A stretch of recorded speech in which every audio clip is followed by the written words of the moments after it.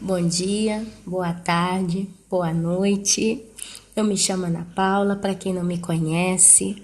Hoje é dia 5 de dezembro de 2016. Estamos aí na contagem regressiva para o final de mais um ano. Um ano, meus amados, que para mim foi muito abençoado. Alguém me pergunta, Ana, por que para você o ano de 2016 foi um ano muito abençoado? Porque, meus amados, a cada dia, desde o dia 1º de janeiro de 2016 até o dia de hoje é dia 5, ainda faltam 25, 26 dias, é porque eu não sei, eu não presto atenção nos meses, quando termina com 30 ou 31, então eu falo sempre no final, dia 30, né? Tem gente que fica bem atento com isso, eu não presto atenção em detalhes, eu tenho que olhar na folhinha.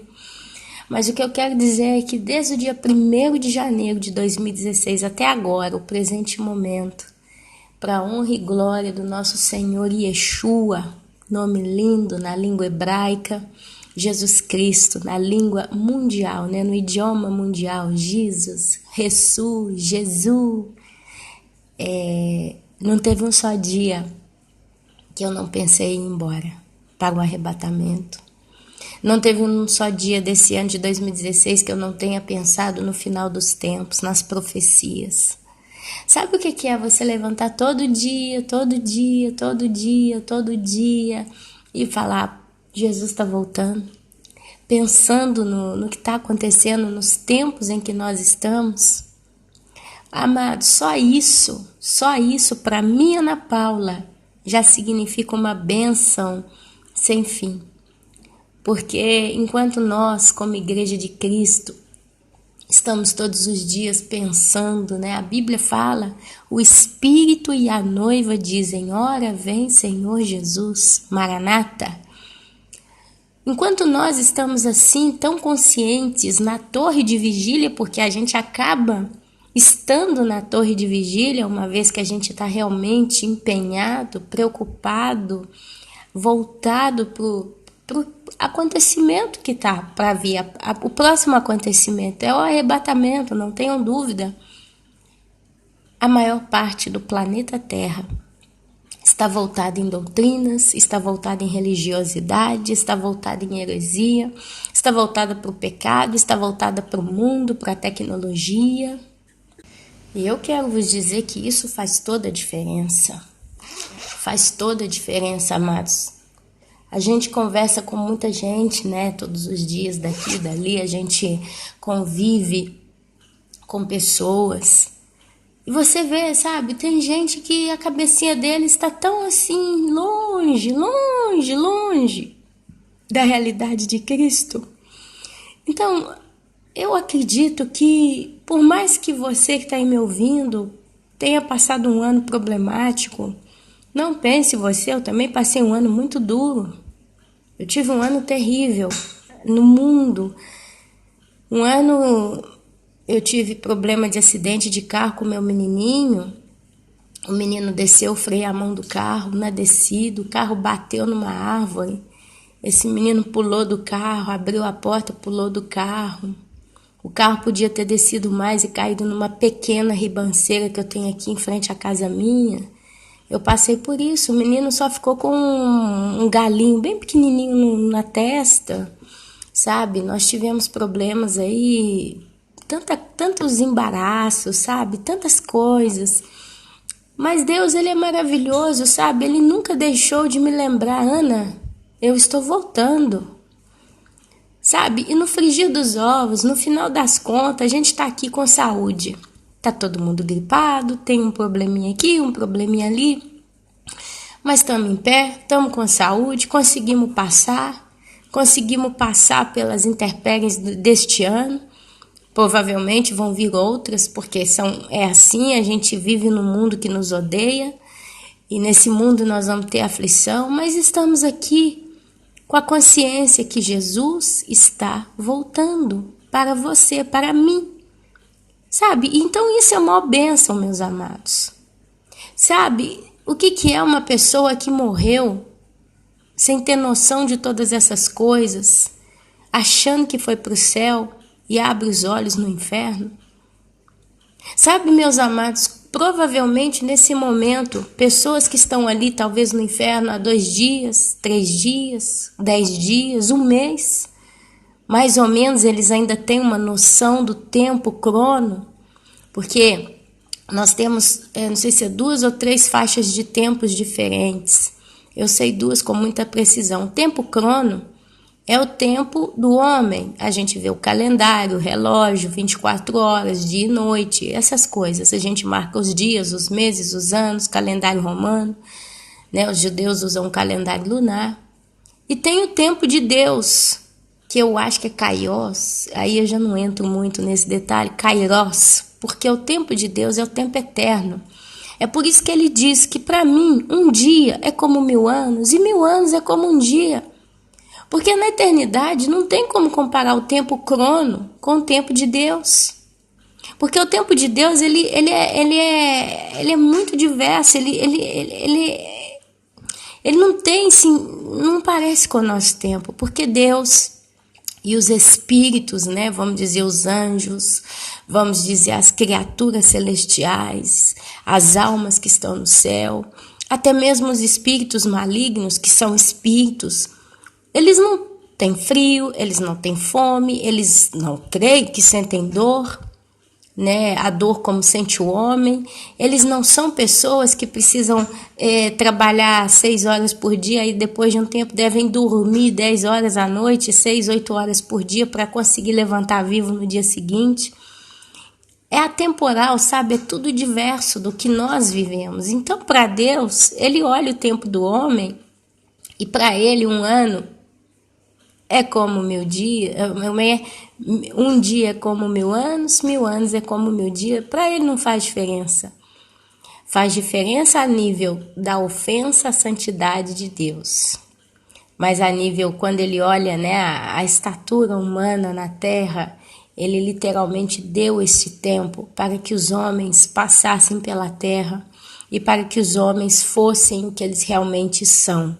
Para que quando viesse os julgamentos, porque nós vamos passar por 2 julgamentos na eternidade. Deus ele vai julgar os santos e vai julgar os ímpios. Os santos serão julgados no tribunal de Cristo. Então é de Cristo, o tribunal é dele, porque foi por ele e para ele, né? Foi através dele que nós chegamos àquele tribunal. Então é o tribunal de Cristo. E vai ter o tribunal do trono branco, também chamado tribunal de Deus. É onde ele vai julgar os ímpios. Quem for passar no tribunal de Cristo, me perdoem, eu tô meio gripada, amados. Quem for passar pelo tribunal de Cristo, vai receber galardão, vai ter as obras passadas pelo fogo, né? Muitos, infelizmente, vão sair nus, espiritualmente falando, em forma de que suas obras todas foram queimadas. E essas pessoas que muitas das vezes praticam caridade, praticam a obra não para Deus, mas para aparecer, né? Mas não perderam a salvação, vão entrar no céu e vão entrar sem nada, né? É a comparação que eles fazem aí das mansões, né? De quem vai ter uma grande mansão celestial e de quem vai ter um barracão no céu. Mas ok. É o tribunal de Cristo, onde Deus, ele vai nos dar as coroas, ele vai dar os galardões, né? Aí se você me pergunta, irmã, o que você acha que poderia ser um galardão? Eu acredito que galardão, a princípio, pelo menos aquilo que é lógico, vai ser, por exemplo, posições no céu.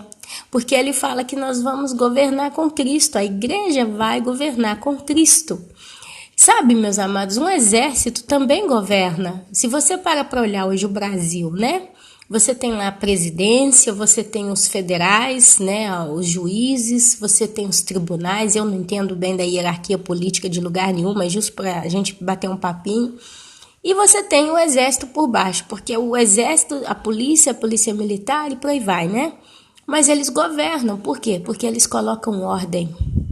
Quando chega o exército em uma determinada região para resolver um problema, quem comanda é o exército. Então, eles governam com o governador. Se você vai na Coreia do Norte, a Coreia do Norte é ditadora e as pessoas lá sofrem e morrem todos os dias porque tem o líder coreano que é uma pessoa muito cruel. Mas ele só é o que é porque ele tem uma equipe gigante que vai em pró da vontade dos caprichos dele. Quer dizer, o exército coreano trabalha em favor de tudo que ele manda. Então, meus amados, no céu, a hierarquia celestial vai ser distribuída também em títulos de galardão. A Bíblia fala, quanto mais é dado, mais é cobrado. Mas também fala da parábola dos talentos, que aquele que mais recebeu talento, mais multiplicou, mais ele recebe. E aquele que no final multiplicou 10 talentos, ele recebeu o talento daquele que escondeu.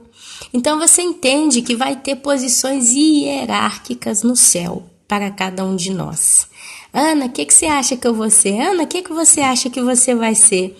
Amados, eu não sei. Eu sei que eu, humanamente, como eu sou hoje, assim, eu gosto muito de criar. Eu gosto muito de ver coisas coloridas, eu gosto muito de ver casas bonitas, cidades grandes, modernas. Eu moro numa cidadezinha do interior da Itália, que não tem nenhum prédio de 20 andares. Aqui, para eu ver um prédio de 20, 30 andares, eu tenho que andar no mínimo umas 2 horas de carro para ver alguma coisinha que aparece, né? Que parece um pouquinho modernidade. Aqui, no máximo, é casa, prédio de 4 andares para tudo quanto é lado. E eu gosto de cidade, arranha-céu, metrópole. Eu acho que eu ficava doida em Nova York, Dubai, nessas cidades, né? Quando eu pude ir a São Paulo, na zona nobre de São Paulo, a zona econômica, onde tem muitos prédios comerciais de São Paulo. Eu tive a oportunidade de ver alguma coisinha e eu enlouqueci. Eu sou apaixonada com essas coisas, né? Eu gosto de ver coisa bonita. Eu acho que todo mundo gosta, porém, eu vejo que tem gente que gosta de uma vida pacata e tá feliz. O negócio do cara é ir pescar, é ir pra campanha, né, pra roça, cuidar das vaquinhas, cuidar da hortinha. Eu também gosto, sabe? Mas se alguém me perguntar, né, o que você gosta mais? Você gosta da modernidade ou você gosta da vida pacata? Eu gosto dos dois, mas mais da modernidade. Porém, no céu a gente vai ter a simbiose de tudo isso. Olha só. Eu tenho que tomar cuidado para não desviar do que eu quero falar. Mas olha só, presta atenção. Presta atenção. Se tem uma coisa que eu tenho vivido na minha vida é refletir sobre as coisas de Deus. Amados, isso deve acontecer com você ou já aconteceu com você. Isso aconteceu comigo alguma vez, tá bom? Olha só. Às vezes você vai, igual agora, né? Final de ano, o povo cai matando em compra. Compra a televisão nova, compra o rádio novo, compra o micro-ondas novo, compra o carro novo, faz tem que ter sempre uma coisinha nova dentro de casa, né? Ano passado, nós compramos uma televisão nova, porque a velha quebrou, não tinha solução, meu marido mandou consertar, olha só. Mandou consertar a televisão foi consertada. E na hora que ele foi trazer para casa, ele botou ela no carro, na parte de trás, ele já estava querendo a televisão nova. Ele botou assim, eu falei com ele, meu amor, vamos colocar um suporte macio para que quando o carro caminhar ela não bata e não quebre. Não, vai bem assim, tá bom assim. E eu falando com ele, eu falei, Pepe, é o apelido do meu esposo, Pepe, vamos colocar uma almofada, uma cobertinha. Não, tá bom assim. E veio embora dirigindo. E a televisão, pá. Eu falei, Pepe, essa televisão vai quebrar. Não quebra, né? Ele gastou 35, 40 euros para trocar uma peça que tinha quebrado. E o cara testou a televisão, tá boa. Pepe, a televisão vai quebrar. Não quebra não. Pá. Chegou aqui, pôs a televisão na garagem. Ligou ela na tomada, aí falando, depois a gente sobe com a televisão, porque era de noite, não dava tempo, era uma coisa, mas ele já estava com tudo arquitetado. Aí nós íamos para casa, terminamos aquele dia, no dia seguinte de manhã ele vai ligar a televisão já propositalmente.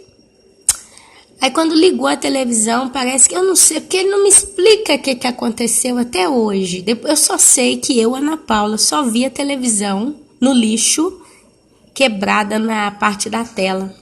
Sabe, ela ficou toda, ela rachou na tela. Aí ele, amor, a televisão quebrou, não tem jeito mais não. Eu falei, como que quebrou? Se a gente acabou de voltar do concerto. Ana Paula, acontece, né? Vamos lá comprar uma nova? Deus abençoe a gente, porque ele trabalhou fora nesse ano passado, e ele ficou 4 meses fora, e de tudo que ele sofreu, de tudo que ele passou aperto ali naquele país, ele foi para a Suíça, em todo o pão que ele comeu amassado mesmo ali, o dinheiro que ele ganhou, pagou muita conta, resolveu muita coisa, o fruto que ele teve de gozo foi comprar a televisão nova, que tanto queria essa televisão. Mas por que eu estou falando isso? Porque eu gosto de trazer os irmãos a pensar, meus amados. Aí a televisão nova chegou, ligou a televisão, aí parece, né, que é o ápice da joia. Quando você compra algo novo, é o ápice da joia, da alegria, da plenitude. Ah, eu amo a minha casa. Ah, eu não vejo a hora que chega a noite para eu fechar tudo e pegar uma garrafa de chá, que a gente gosta de chá.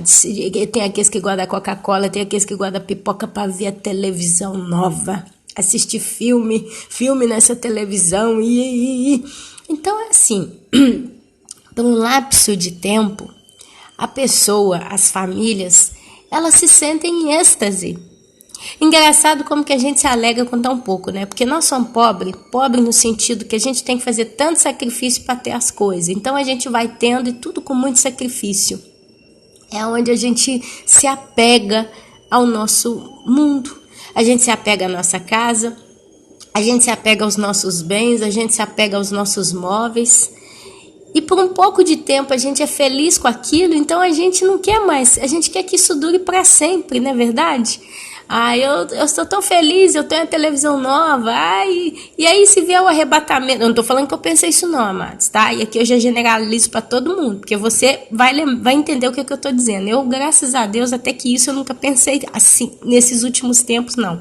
Já pensei, mas não nesse nível, porque ultimamente realmente eu estou ficando feliz com aquilo que eu tenho no momento, vivo o presente, mas meu olho está no céu. Mas quantas vezes a gente, ai meu Deus, o arrebatamento agora que eu estou tão feliz com a televisão nova, olha só, acabei de pagar, nós pagamos à vista a televisão, acabei de pagar essa televisão linda.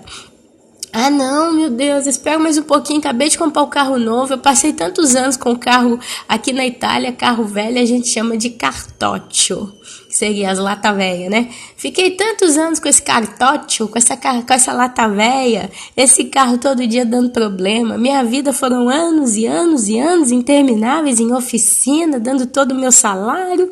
Finalmente eu comprei o carro que eu queria. Toda vez que eu abro ele tá perfumando, a portinha faz aquele barulho, né? Pof.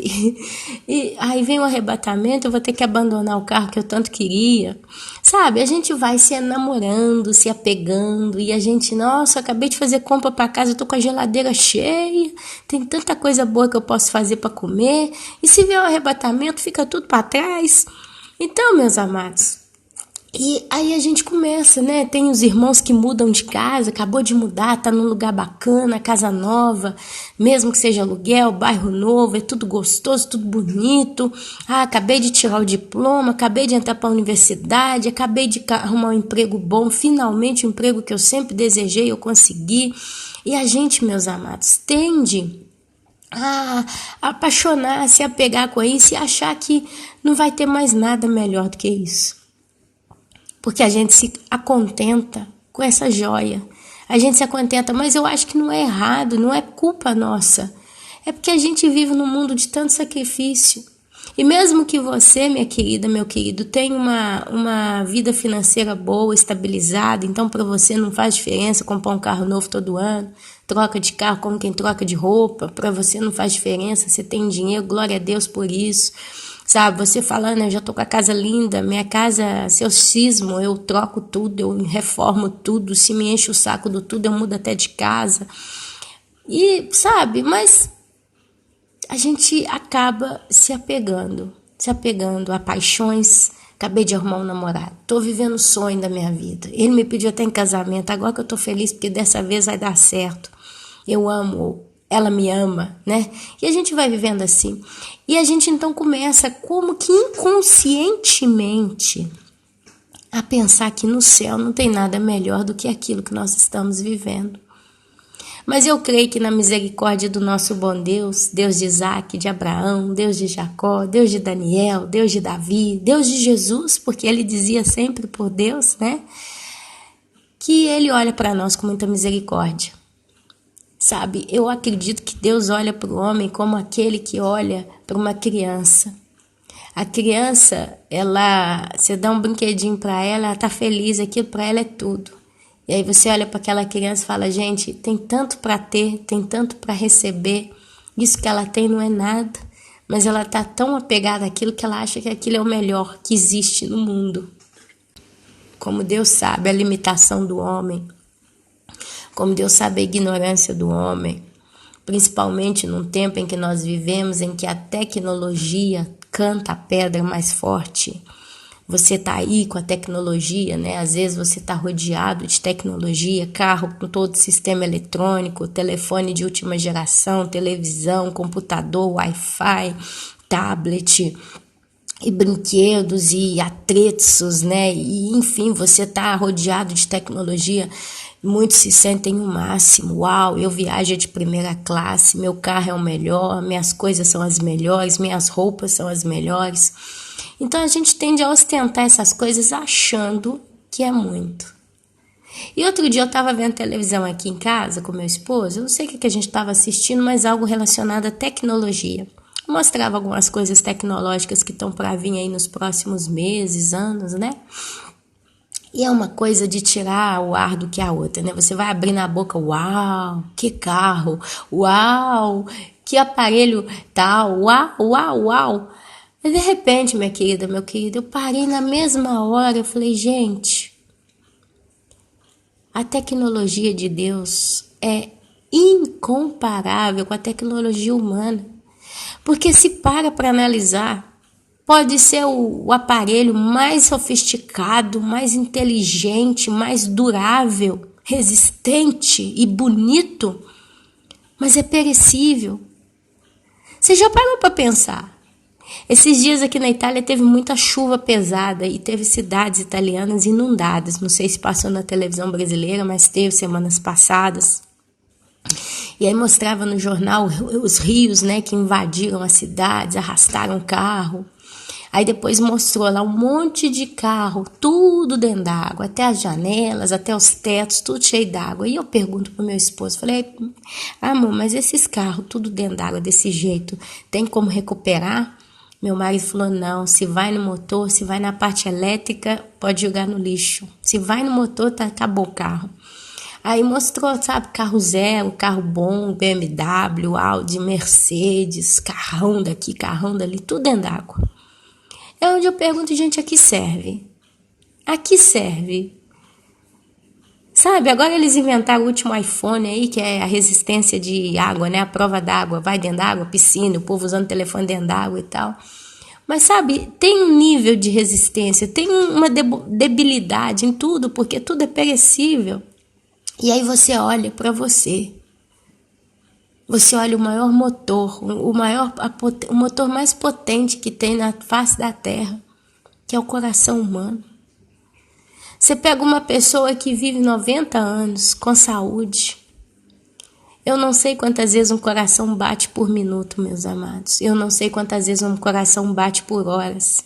Certa vez eu ouvi que no mínimo 3.000 vezes por dia o coração bate. É um negócio assim, eu ouvi algo desse número.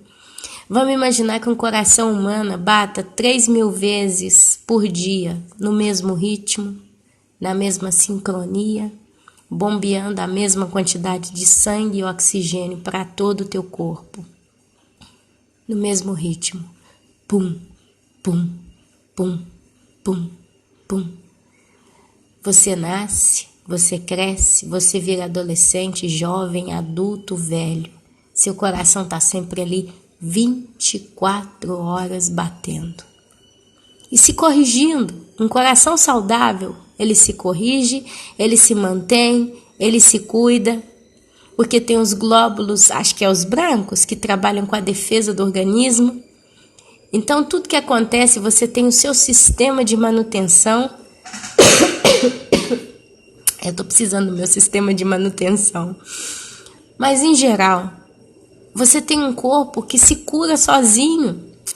Quantas vezes, minha querida, você corta o dedo limpando uma batata, vai descascar uma batata, dá um cortezinho no dedo, na hora dói, sai sangue, mas já depois de 1 hora, 2 horas, aquele corte já está estancado, já está fermo.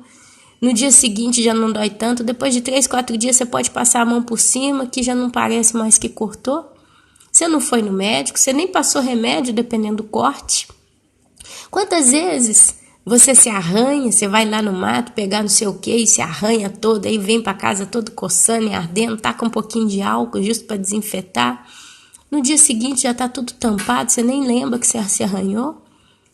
A gente cai, a gente machuca, a gente adoece, a gente usa remédio, antibiótico, sim, mas vocês estão entendendo o que eu quero dizer?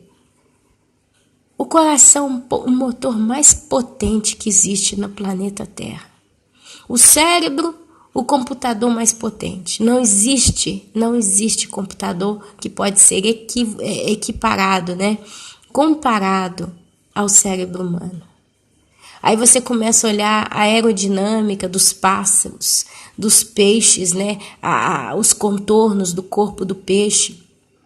Uma baleia consegue descer a um nível de profundidade marítima em que a pressão da água não mata aquela baleia, mas ela consegue estar lá nas profundezas, né? Na parte negra do oceano, sem ter problema. E aí você vai lá ver nos documentários, os documentários que mostram lá os abismos marinhos, tudo iluminado com aqueles seres fosforescentes lá, aqueles peixinhos que brilham. Parece uma discoteca o fundo do mar.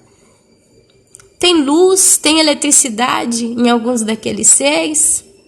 Você pega uma fruta, uma comida, qualquer coisa para comer, ela é de célula, ela é viva. E aquilo gera nutriente no teu corpo. Amados, presta atenção na aerodinâmica, as formas e tudo. O sol, que alimenta a terra com a energia dele.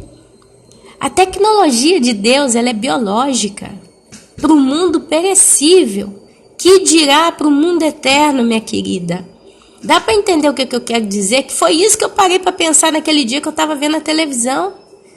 Enquanto a gente está aqui igual bobo, com carro novo, com a televisão nova, com um anel novo, com a televisão, com o telefone novo, na sua frente talvez tenha uma maçã que homem nenhum, com a maior das tecnologias, é capaz de recriar do zero.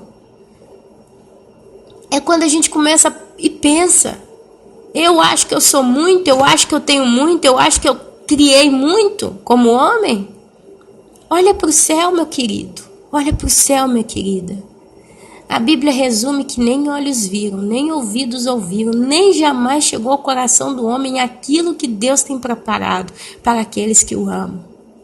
Se tem uma coisa que eu não consigo encaixar na minha cabeça, é a tal da rua de ouro do céu. O céu tem rua de ouro. Ai, meu Deus, ouro. Eu, Ana Paula, não sou fã de ouro, vou ser sincera. Porque eu sou morena, eu tenho a pele marrom. Então, quando eu ponho um negócio cor de ouro em mim, fica meio cafona. Então, assim, eu nunca assimilei o ouro a tanta beleza. Eu já consigo gostar da prata, eu consigo gostar das joias coloridas, cores fortes, mas o ouro, para mim, a cor do ouro nunca me agradou. Sou muito sincera e Deus o sabe. Então, quando fala rua de ouro, eu fico pensando, poxa, como será o céu? Tudo de rua de ouro? Será que é bonito? Mas nem meus olhos viram, nem meus ouvidos ouviram, nunca chegou no meu coração. Mas uma coisa eu sei, a laranja que está na minha frente é perfeita. A maçã que está na minha frente é perfeita. O peixe que eu vou cozinhar hoje ao meio-dia é perfeito. O peixe que está vivo ali no aquário diante dos meus olhos são perfeitos.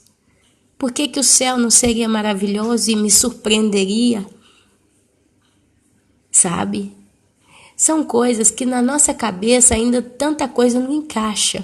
Várias vezes eu ouvi relatos de que dizem que as flores no céu cantam. Ouvi de bocas diferentes, de pessoas diferentes, em tempos diferentes, em conversas completamente diferentes. Mas diz que todos os seres que estão no céu vivem e glorificam a Deus. Não sei, meus amados, mas sei que para Deus nada é impossível. Deus, ele não é limitado. A gente é limitado, mas ele não. A Bíblia fala que lá na eternidade, as árvores vão dar os seus frutos. Todas as árvores vão dar frutos muito bons. Mas a Bíblia fala que esses frutos não vão nascer nas árvores e vão apodrecer e cair, vão ficar ali cheio de mosquitinho, de varejeira. Você vai ver isso, acho que em Apocalipse, não sei. Se não, procura um pouco, né? Isaías, alguma coisa assim. Mas diz que o fruto vai ficar na árvore. Até que alguém queira pegá-lo e comê-lo. Mas ele não vai perecer, ele não vai apodrecer, ele vai ficando lá. Imagina você com uma árvore de laranja. Agora aqui na Itália é tempo de laranja, limão, mexerica. Então tem tudo muito bonito, sabe? Imagina o ano inteiro aquela mesma mexerica lá. Se ninguém pegar ela e comer, ela vai estar lá mesmo o ano inteiro. Aí quando alguém passar a ver aquela mexerica, desejar comer, pega e come, vai lá então e nasce outra. Sabe, a gente começa a pensar, esse mundo é cheio de ervas daninhas, inseto, mosquito, essas coisas, né, peçonhentas que nos dá tanto fastídio, asquerosas. Mas no céu, meu querido, minha querida, não vai ter varejeira, no céu não vai ter mosca, no céu não vai ter bichinho que come coisa porque vai ficando podre. Ah, então o que será que Deus vai fazer dos vermes, dos insetos? Eu acredito que vão ter as transformações de Deus. Sabe, a borboleta era um lagarto que depois virou borboleta, né? Por que no céu Deus não poderá transformar tudo que caiu para ser imperecível, para ser bonito, para ser glorificado também? A Bíblia fala que Deus fará todas as coisas novas, tudo se fará novo, tudo será restaurado. Verme vai continuar existindo? Sim, no lago de fogo e enxofre, que diz que o verme não morre e o fogo não se apaga. Mas fora de lá, meus amados, é só glória. Só glória. E agora eu quero falar uma coisa com os irmãos. Joel, capítulo 2. Oh, meus irmãos, me perdoe de coração. Eu tô com a tosse hoje. Me perdoe verdadeiramente. Joel, capítulo 2, versículo 28. E acontecerá depois que derramarei o meu espírito sobre toda a carne. Vossos filhos e vossas filhas profetizarão, vossos velhos sonharão, e vossos jovens terão visões. Até sobre os servos e sobre as servas derramarei do meu espírito naqueles dias. Mostrarei prodígios no céu e na terra. Sangue, fogo e colunas de fumaça.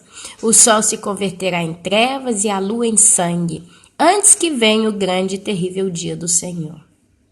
E acontecerá que todo aquele que invocar o nome do Senhor será salvo, porque no monte Sião em Jerusalém estarão os que forem salvos, como o Senhor prometeu, e entre os sobreviventes aqueles que o Senhor clamar. Agora vamos lá comigo no livro de Atos dos Apóstolos, capítulo 2. Atos dos Apóstolos, capítulo 2. O discurso de Pedro. Eu vou pegar do 14, que os irmãos sabem que eu gosto de ler Bíblia, né? Não gosto de pegar só versículozinho aqui ou acolá. Vamos destrinchar hoje, vamos bater um papo, meus irmãos. Então, Atos, capítulo 2, versículo... Vamos pegar de cara o capítulo 2, lá no versículo 1, que eu acho que fica mais bonito. Na descida do Espírito Santo. Ao cumprir-se o dia de Pentecostes, estavam todos reunidos no mesmo lugar.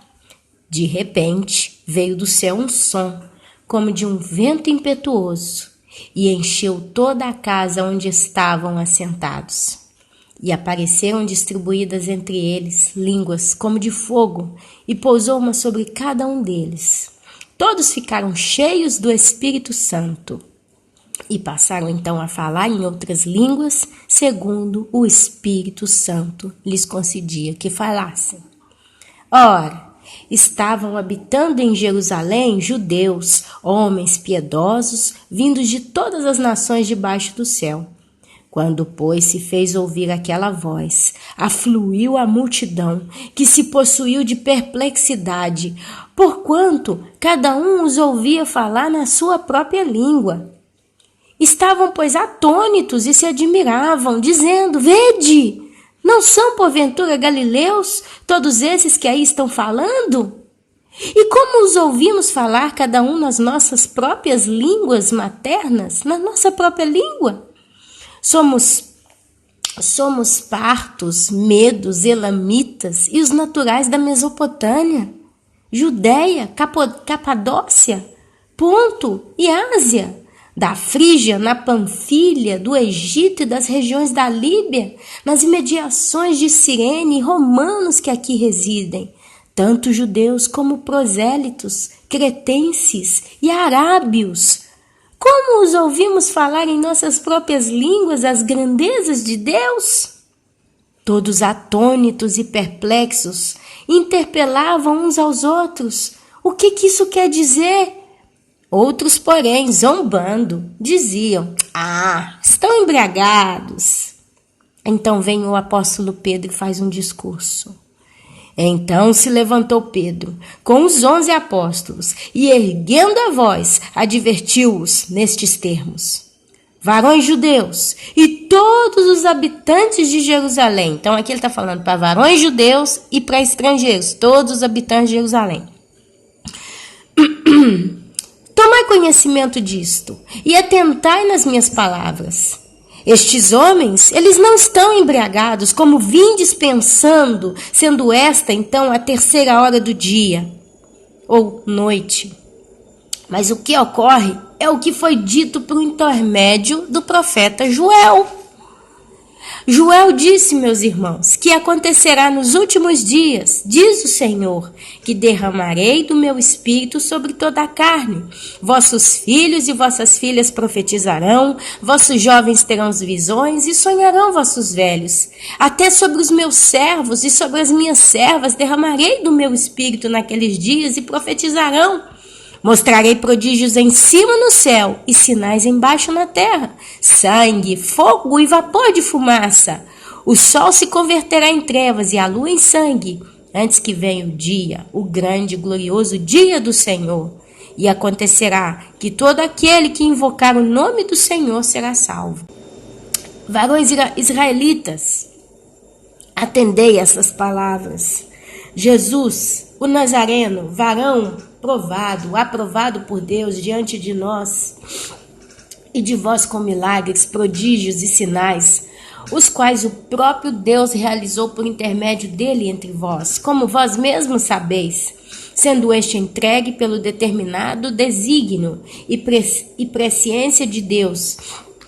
Vós o matastes, crucificando por mãos de iníquos, ao qual, porém, Deus ressuscitou, rompendo os grilhões da morte, porquanto não era possível fosse ele retido por ela, porque a respeito dele diz também Davi: diante de mim via sempre o Senhor, porque está à minha direita, para que eu não seja abalado. Por isso se alegrou meu coração e a minha língua exultou. Além disto, também a minha própria carne repousará em esperança. Davi falou assim, viu? Porque não deixarás a minha alma na morte, nem permitirás que o teu santo veja corrupção. Fizeste-me conhecer os caminhos da vida, encher-me-ás de alegria na tua presença. Irmãos, seja-me permitido dizer-vos claramente a respeito do patriarca Davi, que ele morreu e foi sepultado, e o seu túmulo permanece entre nós até hoje. Sendo, pois, profeta, e sabendo que Deus lhe havia jurado que um dos seus descendentes se assentaria no seu trono, prevendo isto, referiu-se à ressurreição de Cristo, que nem foi deixado na morte, nem no seu corpo experimentou corrupção. A este Jesus, Deus ressuscitou, do que todos nós somos testemunhas. Exaltado, pois à destra de Deus, tendo recebido do Pai a promessa do Espírito Santo, derramou isto que vedes e ouvis. Porque o próprio Davi não subiu aos céus, mas ele mesmo declara: disse ao Senhor, ao meu Senhor, aqui eu vou ler então claramente, disse o Senhor Deus Pai ao meu Senhor Jesus: assenta-te à minha direita, até que eu, Deus Pai, ponha os teus inimigos por estrado dos teus pés. Amados, estejam absolutamente certos, Pois toda a casa de Israel de que a este Jesus que vós crucificastes, Deus o fez Senhor e Cristo. Aleluia. Por que, Ana Paula, que você leu Joel capítulo 2 e leu Atos dos Apóstolos capítulo 2 até o 36, e posso até ler mais alguma coisinha aqui, olha, eu posso ler até o 41, olha só. Ouvindo eles, né, aquela multidão, estas coisas, compungiu-lhes o coração. O que é compungir um coração? Essas pessoas ficaram sentidas, elas ficaram sensibilizadas. E perguntaram a Pedro e aos demais apóstolos: que faremos, irmãos?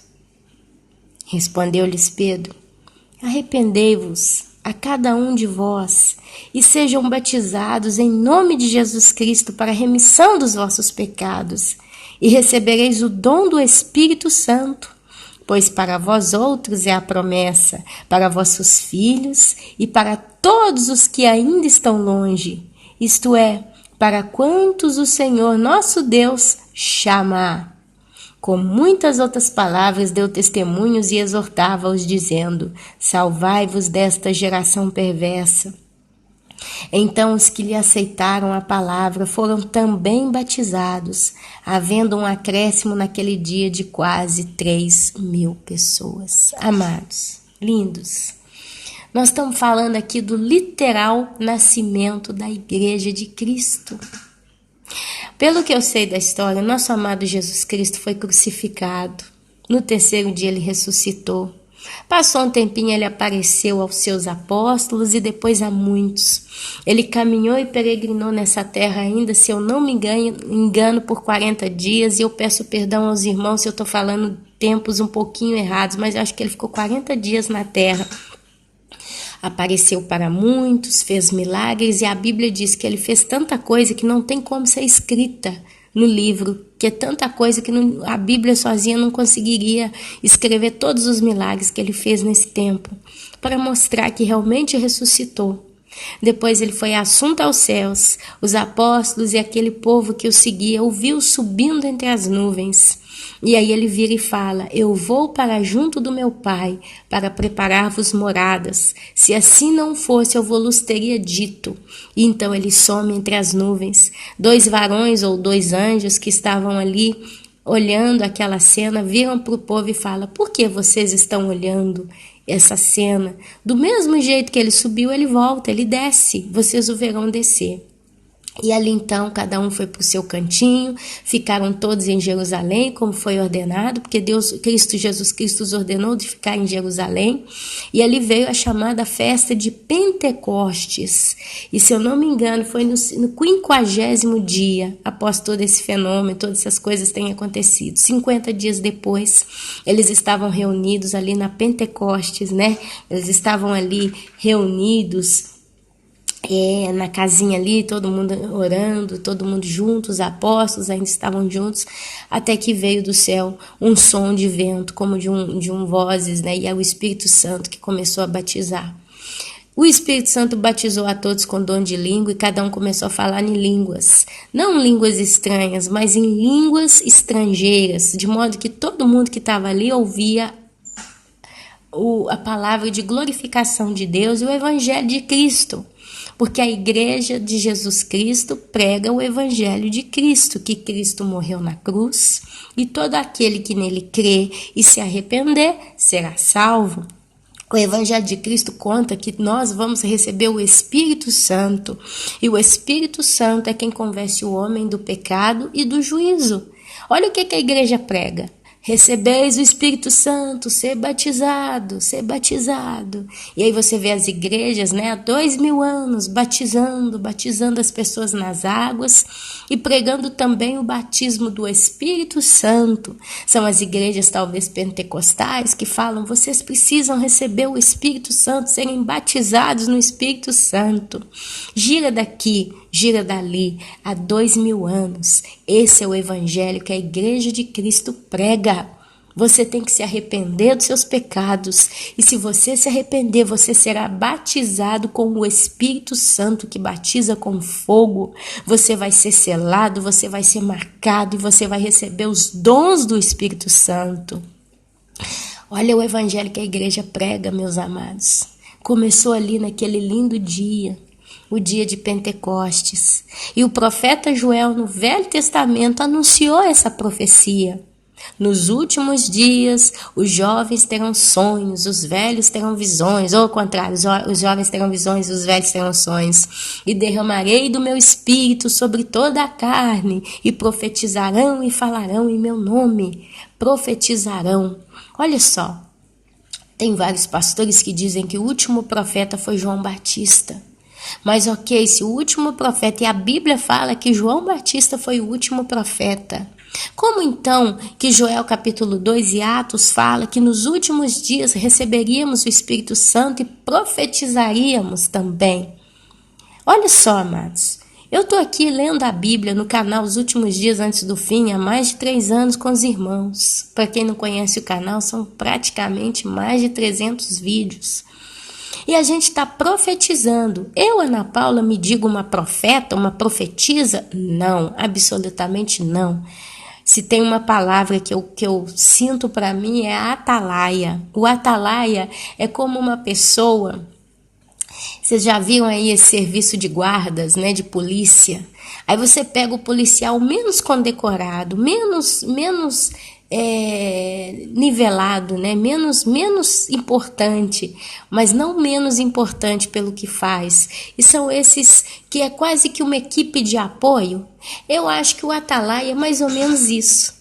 Porque nós somos tantos, nós somos milhares, todos nós que realmente se identificamos com a realidade do Evangelho da cruz, a gente começa a anunciar. E sabe, meu querido, eu não estou aqui dizendo que no dia tal, do ano tal, do mês tal, eu tive um sonho tal e eu vi não sei o que acontecendo, porque isso eu nunca tive.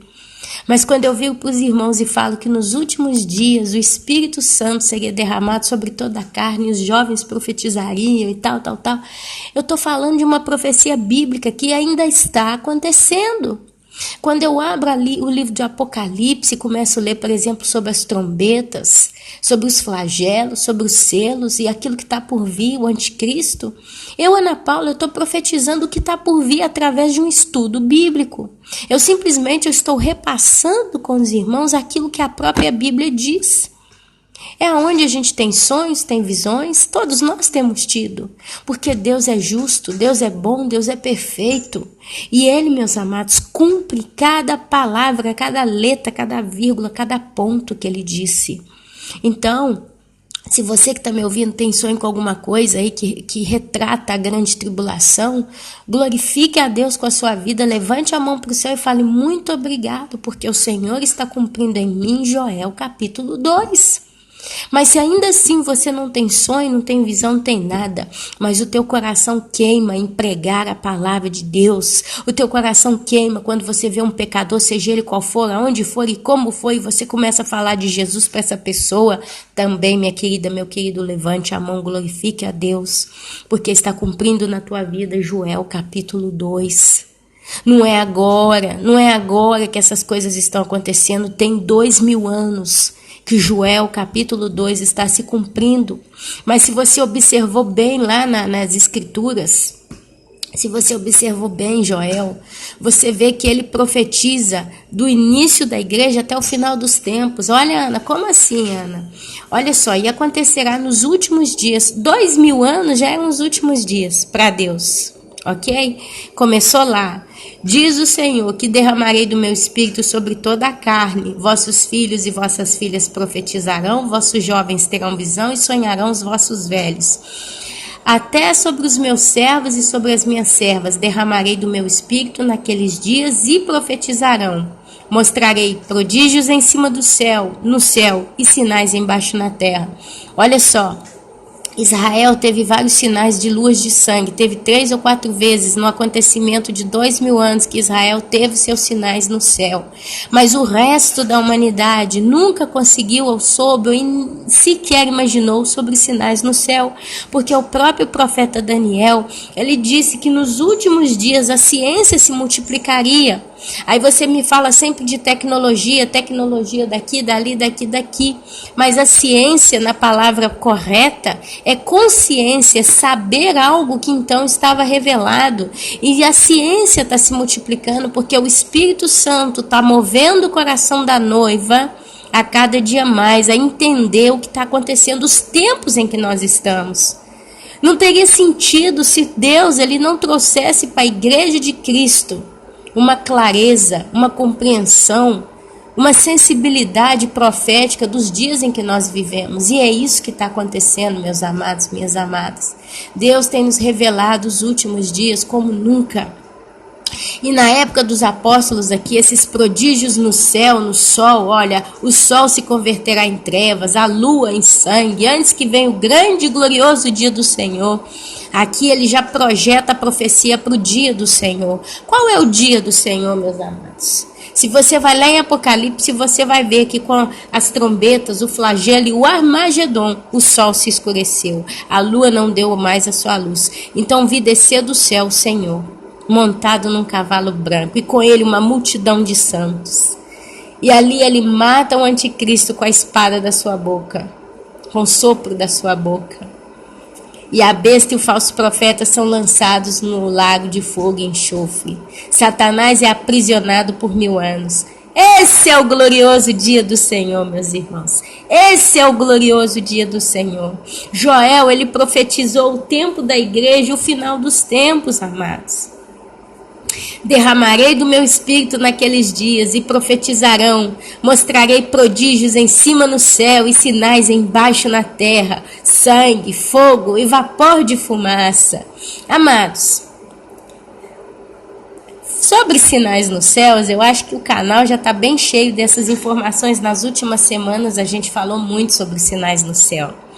Vocês estão vendo aí um vídeo, é o 3º ou 4º vídeo antes desse que eu tô colocando aqui hoje. Ele fala lá, né? Por que o ano de 2017 pode ter sido profetizado na Bíblia? Mostra Apocalipse, capítulo 12, se cumprindo no mês de setembro de 2017, com a constelação de Virgem. Eu não vou voltar a falar. Se você quiser, você vai pesquisar. Tá aí no canal, tá tudo dito, tá muito bem explicadinho. E vale a pena reter essa palavra. E esperar setembro, caso a gente chegue até lá, esperar o mês de setembro para ver o que vai acontecer, né? Mas olha só, meus queridos, olha só. Eu tenho observado, essa semana que passou, chegou para mim alguns links de pregação do porquê que o arrebatamento não é pré-tribulacionista. Tem alguns pastores, tem uma linha teológica que está defendendo o arrebatamento pós-tribulacionistas. Eu, Ana Paula, não consigo ouvir essas pregações. Eu explico por quê. Porque eu não consigo ver na Bíblia as afirmações que eles dão. Porque eles afirmam em certos textos bíblicos, mas chega um momento que eles param. E parece que fica como que encoberto. É como se você quisesse falar uma coisa, aí você fala, de repente você não tem mais base para manter aquilo que você está falando, você muda de assunto. E fica vazio, fica aquela sensação incompleta. E é como se tudo que você lê na palavra, que queima no teu coração, afirmando no pré-tribulacionismo, quer dizer, a igreja ela não vai ser pós-tribulacionista, mas ela vai subir antes de que venha a grande tribulação. Esses textos queimam no teu coração. E se você presta atenção, todos esses pastores que pregam pós-tribulacionismo, eles não falam dos textos claramente, e até muitos eles nem falam, que prometem o livramento da igreja na grande tribulação. Quer um exemplo? Acho que é 2 Tessalonicenses, eu me embrulho, tá? Entre 1ª e 2ª, mas 1 Tessalonicenses, o apóstolo Paulo fala, nem todos os que dormem, nem todos dormiremos. Olha só o apóstolo Paulo falando. Eu vou falar de cabeça aqui para não ter que folhear a Bíblia, mas o apóstolo Paulo fala: nem todos dormiremos, mas antes, num abrir e piscar de olhos, nos encontraremos com Jesus Cristo nos ares. Aí ele fala: não choremos pelos que dormem, porque nós não somos como os do mundo, que são mortos. Nós somos filhos da luz. Olha, aí ele fala que traz uma notícia boa. A gente vê o apóstolo Paulo falando em 1 Tessalonicenses próprio como um consolo. Olha, eu quero dar uma notícia boa para vocês. A gente não precisa chorar para os nossos irmãos que dormem, para os que dormiram em Cristo, porque ao soar da última trombeta, eles serão ressuscitados.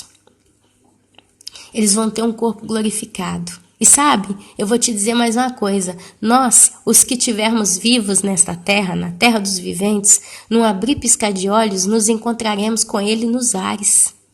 Encontraremos com os nossos entes queridos que dormiram em Cristo nos ares. E nos encontraremos também com Cristo nos ares. E sabe a melhor, a cerejinha em cima da torta? Estaremos com Ele para sempre. Aí depois você começa olhando, vai lá em Zacarias, não sei aonde, não me pergunte, pesquise. Mas é Zacarias, eu acho que fala, quando o Zacarias diz que viu o céu aberto e viu Jesus descendo montado num cavalo branco com uma veste salpicada de sangue, e junto com ele miríades e miríades dos seus santos, vestidos de linho fino, linho branca, montados em cavalos brancos. Aí você vai lá em Apocalipse, né? O apóstolo João recebe a profecia dos santos que recebem vestes brancas, de linho fino e branco, e coroa na cabeça.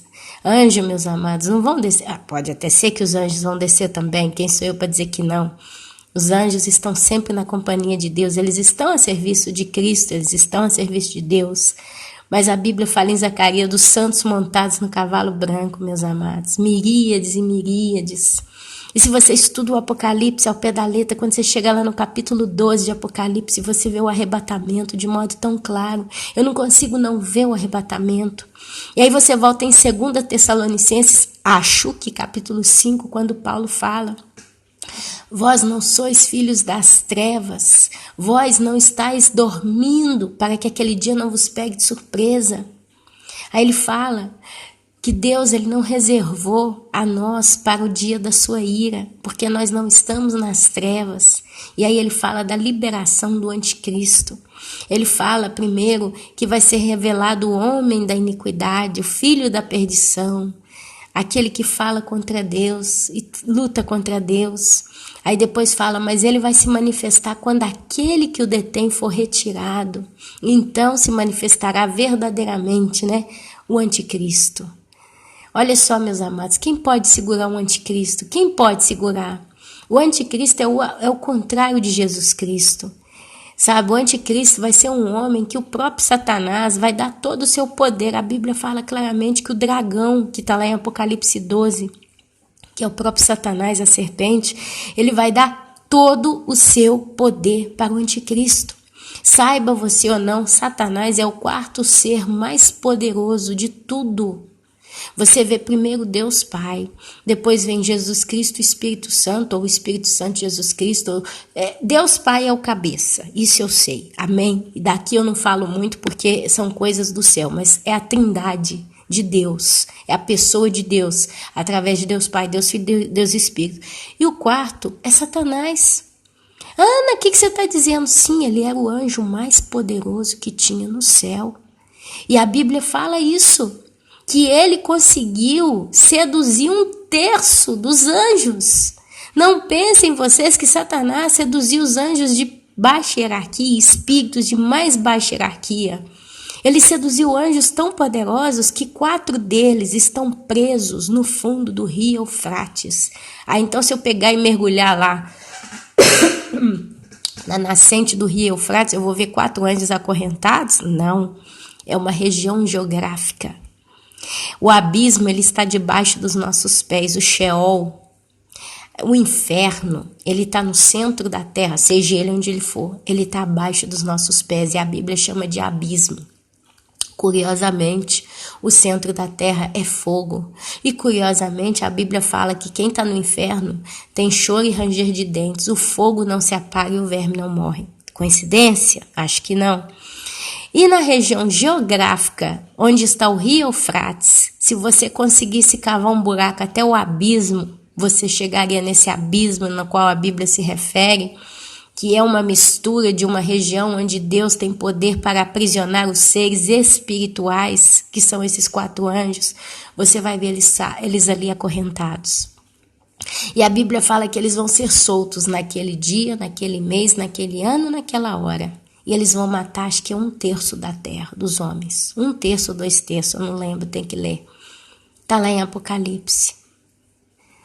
Satanás, ele seduziu esses 4 anjos. Eles são tão pesados, são tão perigosos que Deus não poderia deixar eles soltos agora, junto com Satanás. Se nesse mundo já não tinha mais nada, estava tudo destruído. Satanás sozinho já consegue fazer tanto. Imagina 4 anjos tão poderosos junto com ele. Mas ainda assim, a Bíblia fala dos principados e potestades. Satanás, quando ele seduziu 1/3 dos anjos, ele seduziu principados e potestades celestiais que estavam ali a serviço de Deus. E esses principados que continuam sendo principados e essas potestades que continuam sendo potestades, eles então foram na conversa do diabo. Ele é o 4º ser mais poderoso, a ponto que o anjo, quando veio buscar o corpo de Moisés, acho que é Gabriel, né? Quando ele veio buscar o corpo de Moisés, ele virou para Satanás e falou que ele pegava o corpo de Moisés em nome de Deus, porque Deus pediu. Ele não afrontou Satanás na sua força. Ele veio na autoridade do nome de Deus Pai. E a Bíblia fala, meus amados, que homens tolos, eles brincam e escarnecem daquilo que eles não conhecem. Tolos, loucos. A Bíblia chama esses que escarnecem dos demônios e de Satanás como loucos. Porque o que Deus criou, meus amados, Deus criou. A gente tem que lembrar que Deus é que deu tudo que Satanás tem, todo o poder que Satanás tem, toda a autoridade que Satanás tem, é Deus quem permitiu e criou e deu para ele. A ponto que ele lá no céu, quando ele se viu tão glorioso, tão bonito, tão formoso, isso subiu a cabeça, o orgulho tomou conta do coração dele. E ele desejou ser como Deus. Até o próprio diabo, até Satanás entendeu que mais do que Deus ele não poderia ser, ele poderia ser como Deus. Na cabeça dele ele achou que poderia. Você imagina quando ele consegue seduzir 1/3 dos anjos? Como é que ele não ficou? Ele era tão poderoso que ele conseguiu seduzir 1/3 dos anjos. Imagina como é que o coração dele não se engrandeceu. Uau! Eu consegui trazer para o meu lado 1/3 dos grandes anjos, principados, potestades. Só que ele não sabia que Deus é Deus e já sabia desde o início, porque Deus é onisciente, que tudo iria acabar como acabou. Talvez você me pergunte, então por que Deus, Ana Paula? Você talvez é novo no canal e você então me faz essa pergunta, Ana, por que esse Deus tão poderoso, tão onisciente, já sabendo que Satanás, já no dia que o criou, já sabia que ia chegar no coração dele essa coisa toda, por que ainda assim Deus o criou? Porque foi por causa dele, Ana, que a gente caiu no pecado, Ana. Foi por causa de Satanás. Porque foi ele que conseguiu seduzir 1/3 dos anjos. Vai lá e seduziu a Eva também, Ana. A Eva era menor do que eles, porque a Bíblia fala que a glória do homem é um pouco menor do que a glória dos anjos, mas por um pouco de tempo. Mas ainda assim, ele foi lá e seduziu a boba da Eva. Por quê? Por que Deus deixou que isso tudo acontecesse? Porque Deus não criou robôs. Deus, quando ele criou o homem, e ele criou os anjos, e ele criou tudo que ele criou, ele deu para o ser criado coração. Eu acho que eu posso resumir nessa palavra. Ele deu a cada um dos seus seres criados o coração. E o coração, meus amados, é a fonte dos sentimentos e das inclinações da nossa vontade. É a alma. É a alma que se apaixona, é a alma que odeia, é a alma que se ira, é a alma que se alegra, é a alma que se entristece, é a alma que se apega ou se desapega de alguém ou de alguma coisa. É a alma que cobiça. No caso de Satanás, o próprio espírito dele cobiçou a Deus. E Deus já sabia que aquele outro 1/3 dos anjos iriam também cobiçá-lo. Mas então por que Deus deixou? Por que Deus deixou ter uma guerra no céu também? Que a Bíblia fala que teve guerra no céu. Por que os anjos bons que não se voltaram contra Deus ainda tiveram que combater os anjos caídos? Porque se você para analisar, a Bíblia fala que o que está reservado para a eternidade, para o futuro, o apóstolo Paulo fala sobre isso, eu não conseguiria encontrar esse texto aqui agora, mas te convido a consultar e pesquisar. Ele fala, meus amados, algo do gênero que eu também não sei nem colocar com as palavras deles, mas eu consigo trazer ao entendimento dos irmãos. O apóstolo Paulo diz, olha, você sofreu, você foi mártir, você sofreu a vida inteira e morreu como mártir e viu seu marido, sua mulher, tudo morrendo.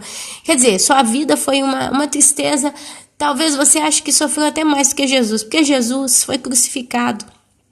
Num dia ele ficou uma noite inteira sendo picado, batido, bofeteado, cuspido, depois foi pendurado no madeiro, no dia seguinte, 3 horas da tarde, morreu. Você está há anos dentro de uma prisão. E todos os dias eles pegam você, te torturam naquela prisão. E ali eles te torturam até o ponto de você ser tão machucado, quase que a ponto da morte. Aí quando eles dizem que você está quase morrendo, eles param de te torturar, te leva para a cela de novo, arruma um jeito que você começa a se curar, você sai do perigo, né, daqueles ferimentos gerarem uma infecção e você quase morrer. Aí quando eles dizem que você está quase curando, você está, né, fora de perigo de morte mesmo, eles te pegam e te torturam de novo. Isso está se repetindo há anos com você. Você já não tem mais sensibilidade, talvez nas suas mãos, nos seus pés, de tanto que eles te torturaram. Talvez você já não tenha mais suas unhas. Talvez você dentro da prisão fez uma família, aconteceu, você viu seus filhos serem mortos, torturados como você. E você nunca conheceu praticamente a luz do sol. Você nunca pôde caminhar nos campos verdes, fora dos muros da prisão onde você se encontra. A única coisa que você comeu foi lixo, praticamente. Você não conhece perfume, você não conhece bem-estar, você não sabe nem o que significa a palavra conforto. Então você acha que você sofreu mais que Jesus. Você não tem mais um coração esperançoso. A esperança se apagou de você. Aí o apóstolo Paulo fala que ele também sofreu coisas. Se você lê, né, as cartas de Paulo, você lê a história de Paulo, tem um momento que ele fala que ele morreu acho que quase 3 vezes no naufrágio. Tem quem fala, e eu não sei dizer, parece que ele foi julgado dentro de uma panela fervendo, eu não sei. Mas tem, assim, Paulo sofreu. Esse estilo de nível de prisão. Paulo foi um mártir. Paulo sofreu muito. Passou fome, passou frio, passou tudo que você puder imaginar. Por alguns anos ele sofreu. Mas aí num momento ele fala que todo esse sofrimento que ele viveu, e ele fala realmente, olha que eu sei o que é sofrer ao extremo. Não pode ser comparado à glória que está reservada para mim na eternidade. É como se ele dissesse que ainda que ele possa ter sofrido tanto, uma gota de 1 segundo da glória que ele vai receber na eternidade já preenche todo o sofrimento dele. Imagina uma vida eterna de glória.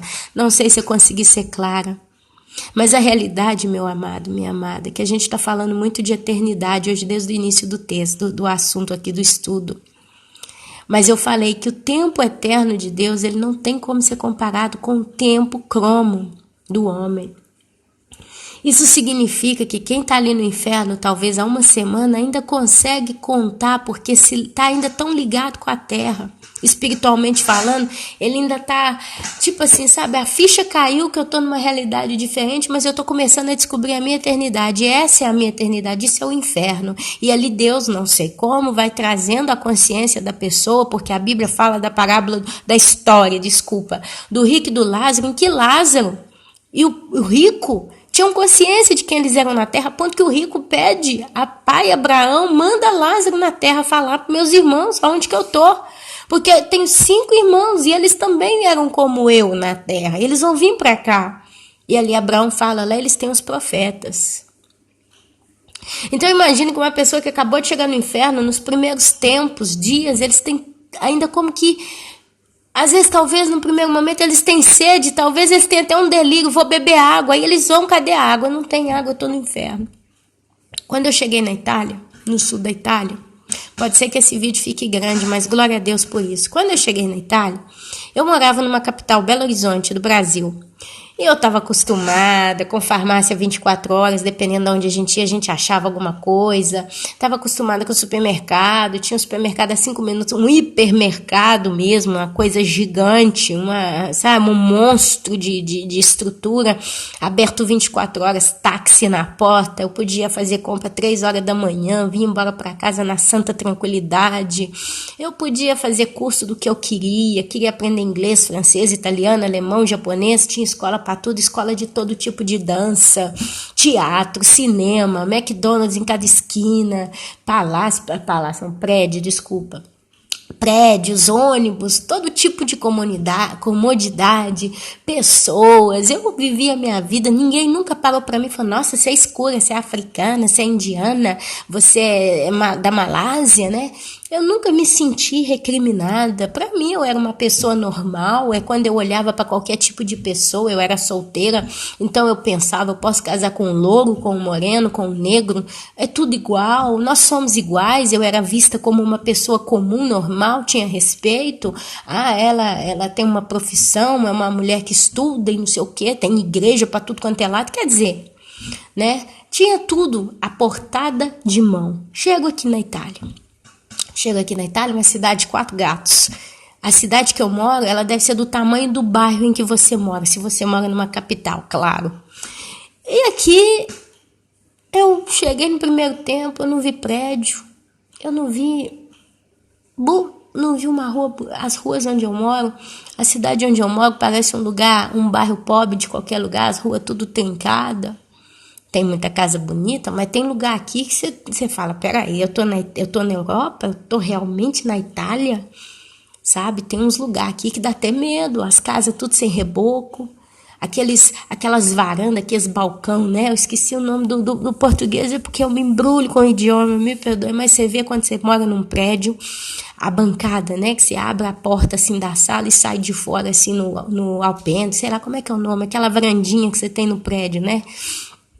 Aqueles troços tudo cheio de roupa para secar aqui.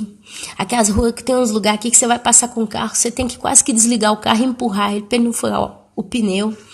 E lugar abandonado e tal. E eu fiquei olhando aquilo, eu levei um susto. É claro que eu vi também muito carro importado. No Brasil a gente via sempre a mesma linha de carro, né? Mais ou menos. É sempre Fiat, é sempre Volkswagen, Fiat. Aí você passava, de repente, passava um Peugeot, você, que carro!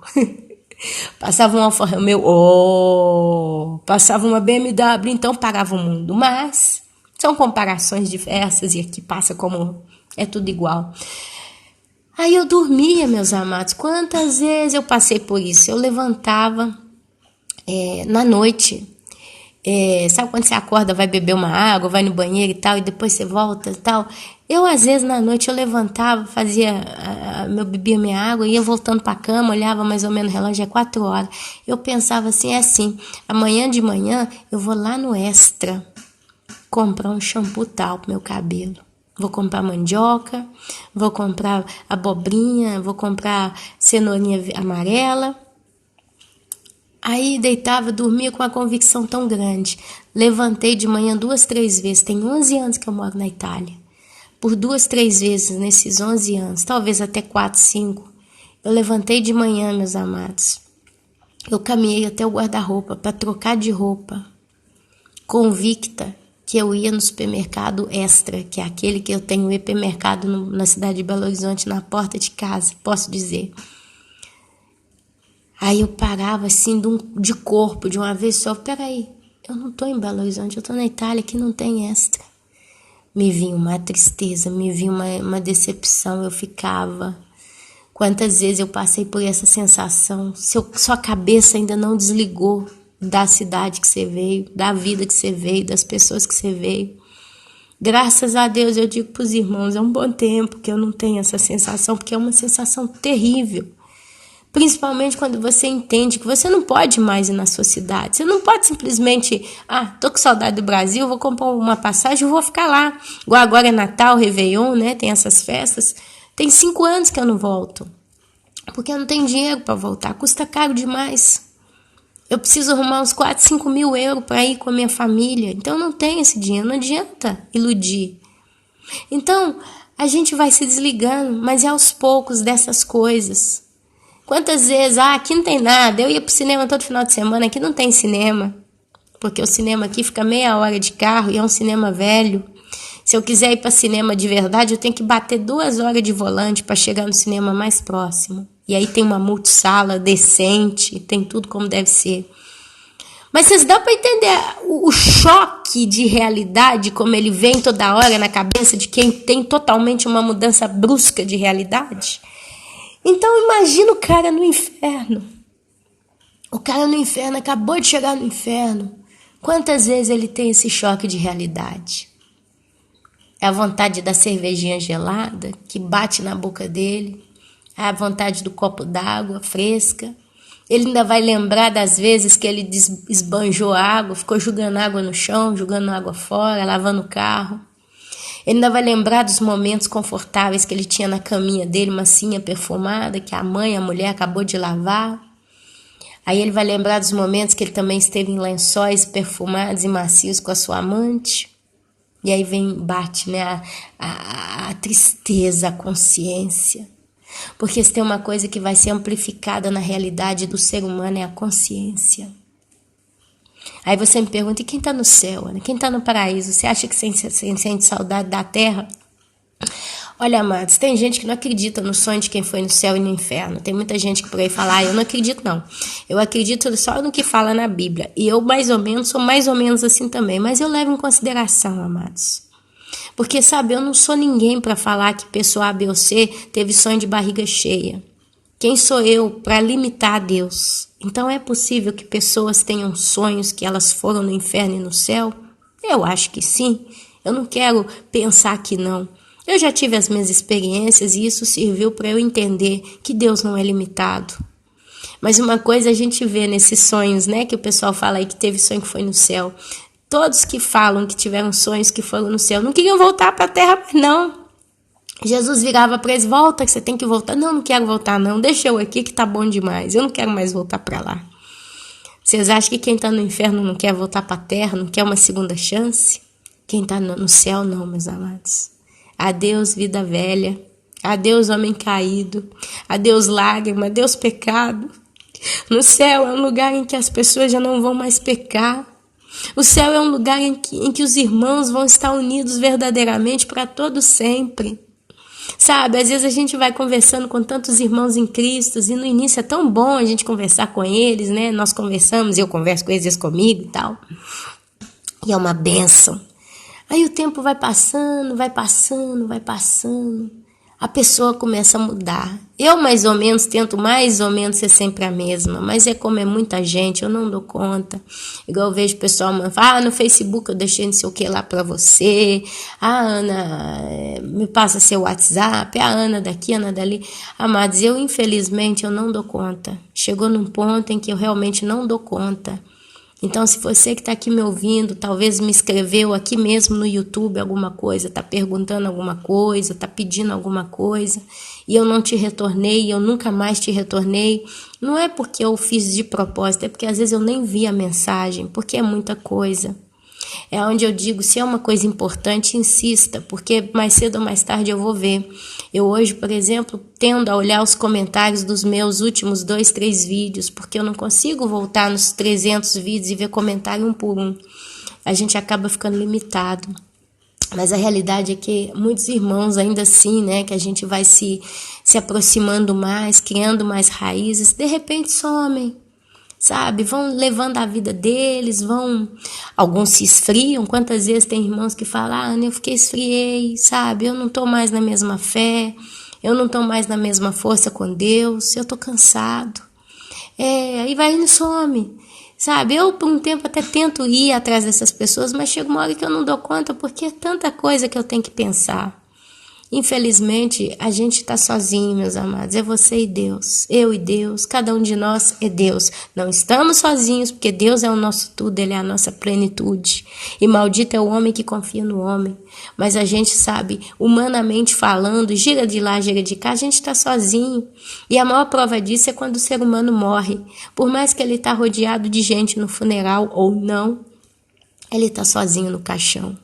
Ele não pode levar nem uma malinha com ele. Ele não pode levar nem a garrafinha d'água. Tipo, quem sabe eu vou pro inferno, chegar lá eu vou ter sede. Pelo menos eu tenho a minha última garrafinha de água mineral comigo. Eu vou pro céu, mas eu queria levar o chocolate, que eu sempre gostei tanto daquele chocolate branco. Então eu vou pôr esse aqui, vamos pôr ele no caixão do fulano, que ele morreu, foi salvo em Cristo. Aí quando chegar lá no céu, ele vai comer o seu chocolatinho, porque no céu não tem. Quem sabemos nós se tem ou não, mas né, a ideia, a cabeça nossa é limitada. Sabe, meus irmãos? Então nós estamos sozinhos. E lá na eternidade, a realidade é essa, no céu, a gente ouve os relatos que ninguém quer voltar para a terra. Mas no inferno o desespero é gigante. Essas pessoas, elas queriam só mais um minuto. Só mais um minuto. Elas pensam, mas se eu tivesse um último minuto eu me arrependeria. Você pode ter certeza que elas não se arrependeriam, porque Deus é onisciente, Ele conhece o coração do homem. Ele conhece a inclinação do homem. Você pode ter certeza que não tem um ser humano no inferno. E não terá um só ser humano no inferno. Por mais que essa pessoa foi boazinha, por mais que essa pessoa aparentou ser uma pessoa passiva, tranquila, generosa, de boas obras, mas você pode ter certeza que Deus sonda o coração do homem. E isso é uma coisa que ficou tão cravada no meu coração que eu não duvido da justiça de Deus. Você pode ter certeza. Pode ser o menor dos pecadores do inferno. Não que isso mude, porque nós também somos pecadores. A diferença é que o sangue de Cristo te justifica. E a eles não justificou, porque eles não clamaram pelo sangue de Cristo. Mas uma coisa você pode ter certeza. Essas pessoas que estão no inferno, elas nunca iriam querer a Cristo de verdade. Por Deus. Eles nunca iriam amar a Deus por amá-lo, porque o amam, independente do que ele vai dar para cada um de nós, independente da glória do céu, independente dos galardões, independente da falta de lágrima, porque nós vamos só ter gozo e riso eterno, independente de tudo isso, eles não iriam estar ali por Deus, eles iriam estar ali para gozar do que Deus está para oferecer na eternidade. Deus sabe disso. Deus, ele não quer um segundo Lúcifer no céu. Deu para entender? Todos os que vão para o inferno seriam belíssimos candidatos a segundo Lúcifer. Ana, mas a minha mãe morreu e foi para o inferno porque ela era católica e ela morreu ainda na semana que ela estava doente, todo dia acendendo vela para Nossa Senhora. E quando ela rezava na cama, ela só rezava para Nossa Senhora. E ela, Ana, ela tinha um amante e esse amante todo dia estava ali com ela. E meu pai, tadinho, chorando em casa, abandonado. Ela largou meu pai sozinho, não quis saber do meu pai. E então, Ana, eu tenho certeza que mamãe morreu foi pro inferno. Porque mamãe a vida inteira foi uma pessoa muito fofoqueira, muito ruim, muito assim, muito assado, foi pro inferno. Ela não vai lá no inferno se arrepender. Ela não vai amar a Deus. Ela vai cobiçar o que Deus tem para dar. É a história do homem rico que se passa por simples para que aprendam a amar a ele, não o que ele tem. Deus não quer um segundo Lúcifer no céu. Você pode ter certeza. Por melhor ou pior que a pessoa que está no inferno seja, ela no final vai sempre inclinar o coração dela para o seu próprio desejo. Nunca vai amar Deus. Ela nunca vai amar a Deus de todo o seu coração, de toda a sua alma, de todo o seu entendimento, de toda a sua sabedoria e perseverança. Ela nunca. Ela vai sempre se inclinar contra Deus. Deus não quer um segundo Lúcifer no céu. É por isso que os anjos que vão para o inferno, para o lago de fogo e enxofre, as pessoas que vão para lá, vão para lá. Não tenha dúvida que Deus é justo. Todos os seres humanos que passaram por essa terra e passaram e passam e passarão talvez por essa terra. Todas as pessoas que Deus conhece o coração, Ele sabe o coração que eles têm. Ele não vai deixar perecer. Porque Ele fala, de modo algum lançarei fora aqueles que o Pai me deu. E o apóstolo Pedro, se eu não me engano, ele fala da pré-eleição. É Pedro ou Paulo? Eles falam da predestinação. Diz que Deus de antemão nos conheceu, nos elegeu, nos chamou, nos preparou, nos capacitou e nos glorificará no final. Deus, ele conhece quem realmente o amará e quem não o amará na eternidade. Então, meus queridos, Joel fala de tudo isso. Atos, capítulo 2, fala de tudo isso. Eu não acredito no arrebatamento depois da grande tribulação. E só para fechar esse vídeo, porque isso eu pensei ontem, eu gostaria de compartilhar com os irmãos que eu acredito que é importante. É por isso que eu estou alongando o vídeo. Falam dos sinais no céu e eu falei, né, que tem essa linha que está aparecendo de novo de um modo mais forte, falando pesado que o arrebatamento é pós-tribulação. Quer dizer, nós vamos ficar 7 anos na... Olha só como é que o negócio é pesado. Os pós-tribulacionistas são exagerados, que só que nós vamos ficar literalmente 7 anos na terra. Se na metade da grande tribulação, o livro de Apocalipse diz que não tem mais arrependimento, vem os flagelos, aonde que os pós-tribulacionistas, desculpa a expressão, enfiam a igreja. A igreja não pode estar numa terra em que ninguém mais não se arrepende. Como pode essa contradição se o Espírito Santo convence o homem do pecado e do juízo? Quando uma pessoa é salva, o Espírito Santo a convence do pecado dela até aquele ponto para trás, e ela se arrepende, entrega a vida e chora e tal e pá. Mas aquela pessoa não virou santa do dia para a noite, ela não está perfeita. Que o próprio apóstolo Paulo fala, pobre, miserável homem, diz que sou, quem me livrará desse corpo do pecado? Porque o Espírito Santo ele vai convencendo o homem até o final. E se na metade da grande tribulação para frente não tem mais arrependimento, o que aconteceu com a igreja? Então ela desviou. Que igreja que Cristo vai resgatar no final de 7 anos? Coisa ele vai. Então quando eu vier, será que eu acharei fé na terra? Na grande tribulação com a igreja aqui até os 7 anos? Provavelmente não. Porque a Bíblia não se contradiz, a Bíblia não fala ela e ela se desmente. Deus é justo nas suas palavras. Então pode ter certeza, mas na metade, então vai na metade. 3 anos e meio, porque a igreja tem que ver o anticristo, que não sei o que daqui, que não sei o que daqui. E aonde que esse povo coloca então essa passagem que diz que enquanto aquele que o detém não for retirado, ele não se manifesta, que é o Espírito Santo junto com a igreja. Está lá em 2 Tessalonicenses, acho que capítulo 5. Onde que eles colocam esse texto? Que aquele que detém o anticristo tem que ser retirado, tem que ser afastado. Então, ele vai então realmente se manifestar. Onde que está essa base? Tem tanta coisa, tanta contradição que não tem sentido. Mas só para fechar uma coisinha curiosa aqui, que eu vou acabar o vídeo agora. Isso aqui eu prometo, irmãos. Que o resto da semana eu não sei se eu volto a gravar vídeo, mas hoje a gente está fazendo, né? E vocês vão ter o que pensar aí durante a semana. Estão falando que todos os sinais no céu que a gente está vendo, a gente tem, por exemplo, um canal do pastor José Olavo Fonseca. O canal dele é muito bom para mostrar sinal no céu. E ele põe um sinal e fala em cima daquele sinal e tal. Então, se quiser achar alguns sinais curiosos no céu, pode procurar pelo pastor José Olavo Fonseca. Mas basta você escrever também no YouTube sinais no céu, que vai chover. Vai chover sinal no céu. Gente com telefone filmando, um monte de coisa estranha por aí no céu. Aí tem muita gente, é Bluebeam. Olha só, foi ontem, vendo um dos últimos vídeos aí, apareceu na cidade do Texas, acho que foi no Texas, como que um anjo, aí tem quem fala que é o Espírito Santo, tem quem fala que é Jesus, a imagem dele subindo e uma mão pegando ele entre as nuvens. Tem esse vídeo aí, se vocês pesquisarem, vocês acham, né? Aí, tá, é Bluebeam, aí tem quem fala lá onde estavam as torres gêmeas, aconteceu um negócio desse também, é Bluebeam.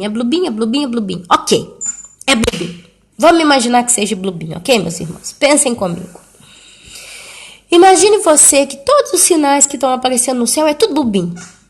E aí a turma do Bluebeam diz, isso aí é teoria de conspiração, porque eles estão fazendo isso para gerar um falso arrebatamento. Ok, até aqui é a conversa deles. Mas aí eu, Ana Paula, na minha ignorância, me pergunto, ok? foi dito que o homem veio do macaco. Homo sapiens, Homo erectus, homem de Neandertal, e por aí vai. E que tem a teoria do Darwin, que os homens vieram do macaco. E eles ensinam isso na escola há tantos anos. Nossas crianças pensam que o ser humano veio do macaco. Aí a Bíblia vai lá e fala que Deus criou o homem à sua imagem e semelhança, lá em Gênesis, capítulo, no início lá do capítulo 2, sei lá que capítulo que é. Bum! Que contradição. Fala da era glacial, que a Terra teve a era glacial, que essa Terra era toda gelo. Fala que a Terra também foi incandescente.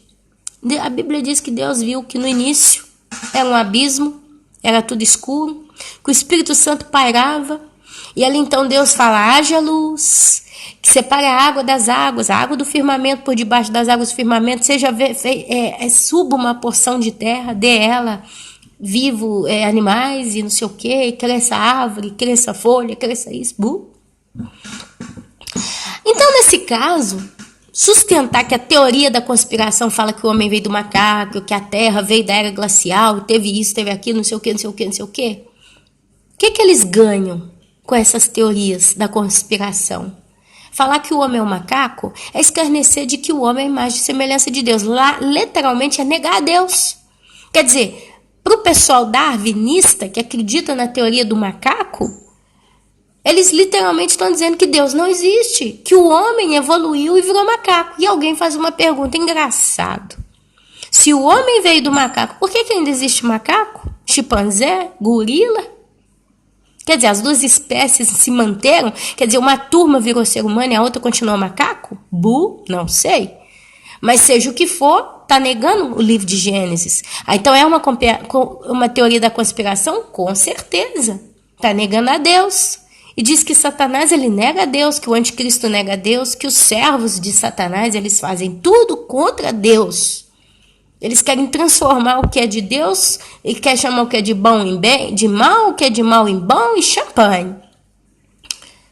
Dizer, por exemplo, que a Terra teve a era glacial, dizer que a Terra foi a Lua, na realidade, no início era junto com a Terra, e veio um meteoro gigante, arrebentou com a Terra e saiu um pedaço da Terra, e aqui a troço foi rodando em torno da Terra e virou a Lua, e a Terra foi se moldando e teve tudo não sei o quê, e tem bilhões e bilhões e bilhões e bilhões de anos, e e tototó. Onde é que eu enfio Gênesis 6?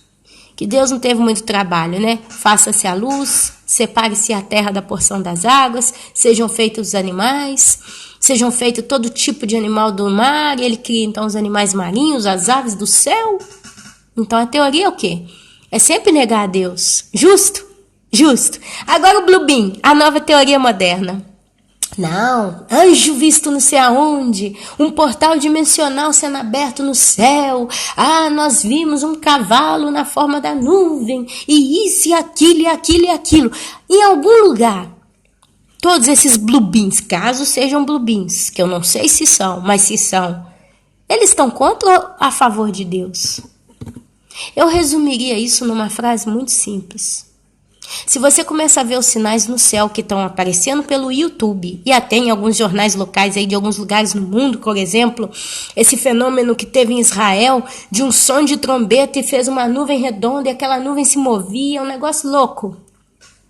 Amados, para mim, para o judeu, para o pré-tribulacionista, quando a gente vê essas coisas, a gente simplesmente se lembra, e haverá sinal no céu, no sol e nas estrelas. Quer dizer, é teoria da conspiração contra ou a favor da palavra? Eu realmente estou vendo sinal no céu. Eu estou vendo avião jogando rastro químico, coisa que há 50 anos atrás não se imaginava. A gente está vendo lua de sangue, a gente está vendo alinhamentos aí de planetas, de estrelas, a gente está vendo meteoros caindo na Terra, a gente viu aí na Rússia 2011, mês de fevereiro, e daqui para frente tantas outras histórias. E a gente está vendo tanta coisa estranha, mas tudo voltado para anjo, para portal dimensional, para subida, cavalos. Você não vê um sinal no céu de Nossa Senhora, como foi o caso da Guadalupe? Diz que ela apareceu para 3 crianças, não sei aonde. Não está aparecendo Bluebeam de Buda, não está aparecendo Bluebeam do Alá, lá dos muçulmanos, não está aparecendo Bluebeam de nada, de mitra, de nenhum tipo de coisa herética, está aparecendo tudo coisa bíblica. São anjos, cavalos, que o povo fala, será que são os 4 cavalos do Apocalipse? As nuvens aí com todas as imagens. Então eu só te digo uma coisa, se tudo isso é Bluebeam, ainda que venha a ser, a teoria da conspiração que está por trás disso, então está simplesmente fazendo propaganda dos últimos dias. Eles estão fazendo propaganda para Deus, olha, o seu Jesus está vindo. Aí você vai lá nos Simpsons, ainda que eles escarnecem no final, colocando um anjo homossexual nos desenhos dele lá que fala do final dos tempos, mas o Homer Simpson fala todo o tempo do arrebatamento e cita várias coisas que são reais. Eles estão fazendo propaganda, meus amados. Eles estão fazendo propaganda. Eu acredito que seriam como que as pedras clamando no deserto. Tantos filmes estão aparecendo. Eu vi um agora, Resurrection.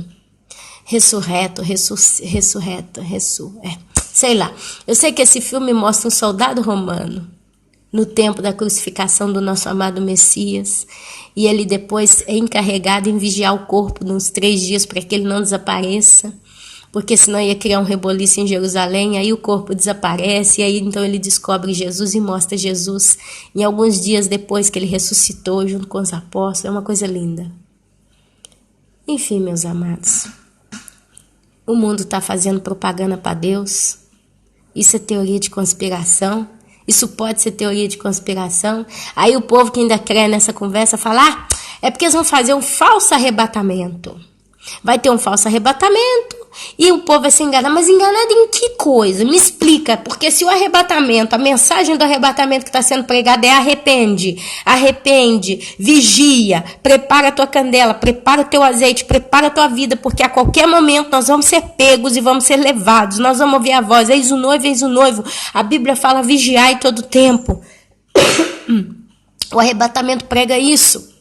Você não vai ser arrebatado se a sua vida não tiver em santidade. O que é de pesado? O que tem de heresia? O que tem de anormal na mensagem do arrebatamento? Vigia, senão você fica. E se você ficar, você vai entrar para 7 anos de grande tribulação. E você vai ter que pagar com a sua vida. Se Deus tiver misericórdia, você vai ser salvo. O que Ana Paula e tantos pré-tribulacionistas ganham anunciando isso? A gente ganha, meus amados, a alegria de poder falar, olha, se você ouvir essa mensagem e você seguir esse conselho e preparar a tua vida e limpar a tua casa e se arrepender, se vier esse arrebatamento a qualquer momento, a coisa que vai acontecer, você vai. Você não vai ser pego de surpresa depois e vai ficar no inferno que essa terra vai virar por 7 anos. É isso que a gente ganha. A mensagem do arrebatamento pré-tribulacionista não tem nada a perder. Só tem a ganhar. Mas, ao contrário, a mensagem do pós-tribulacionista está perdendo a sua eternidade, muitas das vezes. Porque se eu, Ana Paula, me coloco aqui a falar, olha, o arrebatamento é depois da grande tribulação, é na metade da grande tribulação, seja lá como for, eu então vou ter que falar que vai ter sinal. Aí eu começo a estudar com os irmãos as trombetas do Apocalipse, eu tenho que estudar com os irmãos os selos, eu tenho que estudar com os irmãos os flagelos, e vou dizer que nós vamos passar por tudo isso. Então os irmãos que escutam uma besteira dessa, me perdoa a expressão, mas é uma besteira dessa, eles então, peraí, para o arrebatamento acontecer vai ter sinal. Porque diz que todo olho verá, como um raio que sai do ocidente ao oriente, todo olho verá, então nós vamos ser salvos, então nós vamos passar por tudo. Nós vamos ver o anticristo. Amados, isso aí dá chance, dá leva, dá corda para muita gente afrouxar com a vida de Deus, com a vida com Deus. Muitos, então, já que tem sinal, eu posso continuar vivendo a minha vida, porque enquanto não acontecer o primeiro sinal que o pastor pregou lá do arrebatamento, depois da grande tribulação, enquanto, então, eu não ver cair um meteoro do céu, enquanto eu não ver 1/3 das águas serem envenenadas, é porque não está na época, então eu posso terminar a minha vida, eu posso curtir a minha vida, vai ter tempo. A única coisa que pode me manter, me frear é a morte, mas eu sou jovem. Eu tenho saúde, eu tenho tudo. Champanhe. Essas pessoas que seguem os pós-tribulacionistas tendem a não vigiar. Tem quem vigie no meio deles? Acredito que sim. Mas eu acredito que a tendência é mais para o não vigiar do que para o vigiar. E isso vai fazer o quê? Vai fazer esse povo dormir. E quando vier o noivo e chamar eis o noivo, vem para a boda, eles vão estar sem azeite, eles vão estar sem óleo, meus amados. E eles vão ficar. Então a mensagem do arrebatamento pré-tribulacionista só tem a ganhar. Porém, Ana, se o arrebatamento não for pré-tribulacionista e a igreja estiver na terra e ver tudo isso, a igreja vai ficar muito desiludida, vai se decepcionar. O povo vai ficar muito revoltado, porque eles se prepararam, eles acreditaram e não deu certo, Ana. Você imagina quanta gente vai desviar? Não, meus amados. Porque Deus é fiel. Deus, ele diz que a gente tem que vigiar para não ser pego de surpresa, e se você vigiar de todo o teu coração, com toda a tua alma, Deus é fiel. Deus não é um menino que se coloca a brincar com o ser humano, com o sentimento do ser humano. E você, meu querido, minha querida, como cidadão do céu futuro, você não faz mais do que a tua obrigação em vigiar, porque isso é um mandamento eterno para os santos.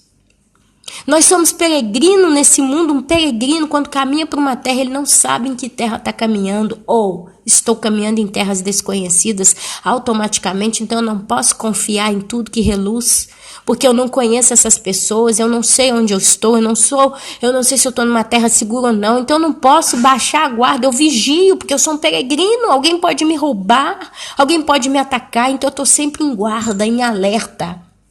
É um princípio automático para a natureza de quem vai para o céu. Vigiar.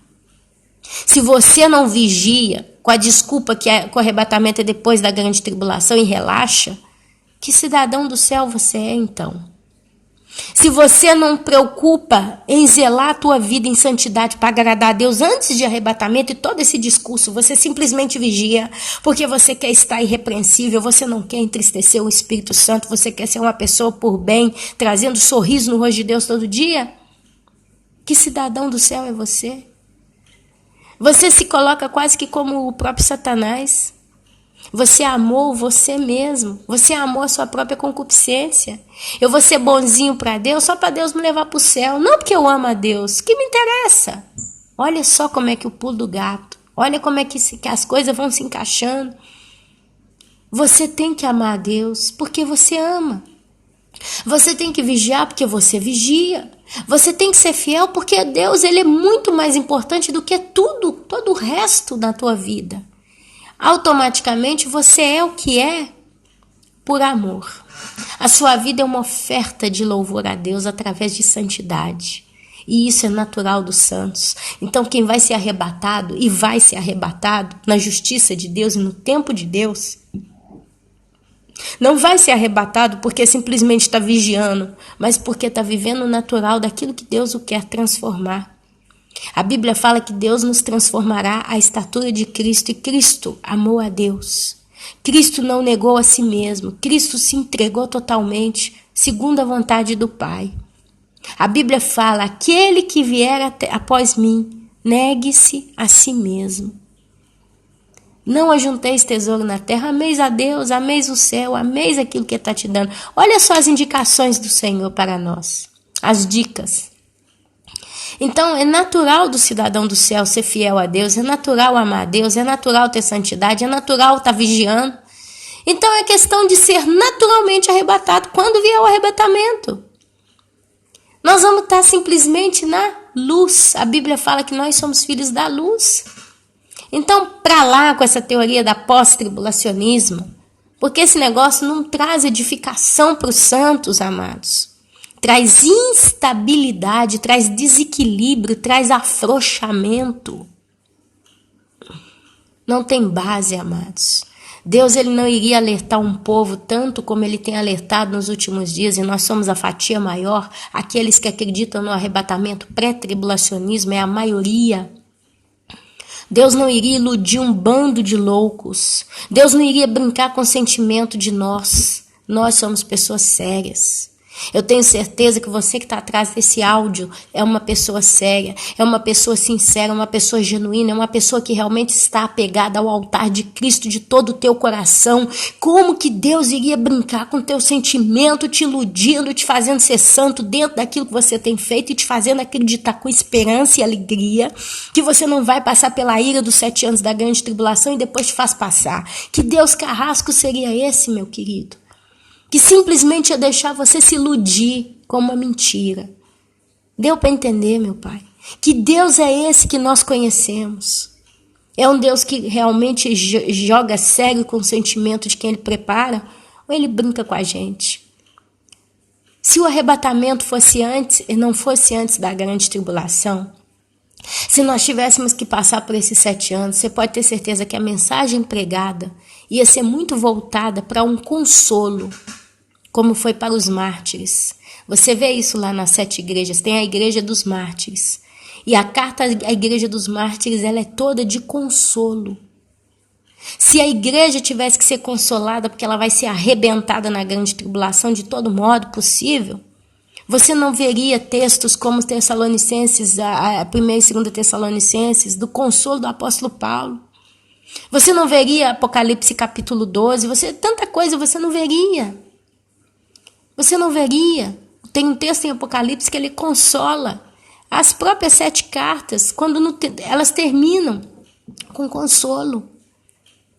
Leia a palavra de Deus. É por isso que a gente cai nessa tecla, gira 2 horas de palavra aqui para falar o quê? Leia a Bíblia de coração aberto. Não dê ouvido a tudo que escuta, porque não tem base bíblica. Eles têm a base bíblica deles, eles colocam do jeito que eles querem ouvir, Ana.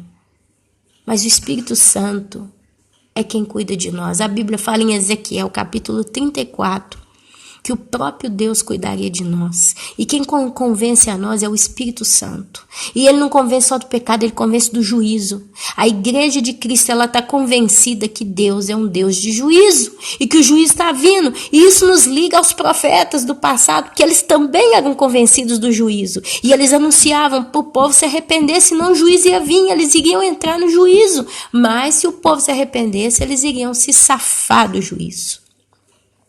Leia a Bíblia. Leia, de Gênesis até Apocalipse. Ana, não sei, não entendo, não tem condição. Disponha teu coração e é o Espírito Santo que te ensina. Não é a Ana Paula, não é o pastor Paulo Júnior, não é o pastor Hernani Dias Lopes que prega contra o arrebatamento pré-tribulacionista, apesar de ser um homem de Deus, porque ele prega muito bem. Mas eu não escuto mais, porque quando começa a gerar essas coisas no meu coração e meu coração entra em angústia, eu corto, não me interessa se ele é um homem de Deus ou não, não me interessa.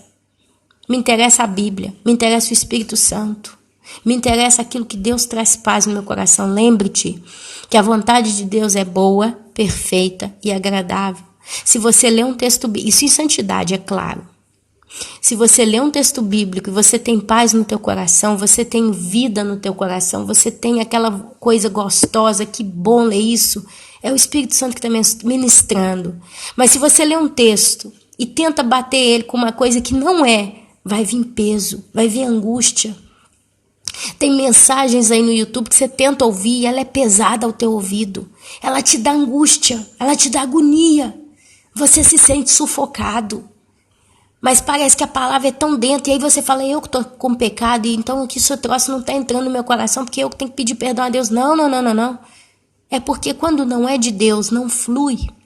Deus, ele é uma presença que flui. Tudo que é dele verdadeiro e genuinamente vai sempre fluir no teu coração e vai trazer paz. Porque esse é um dos frutos do Espírito Santo, paz.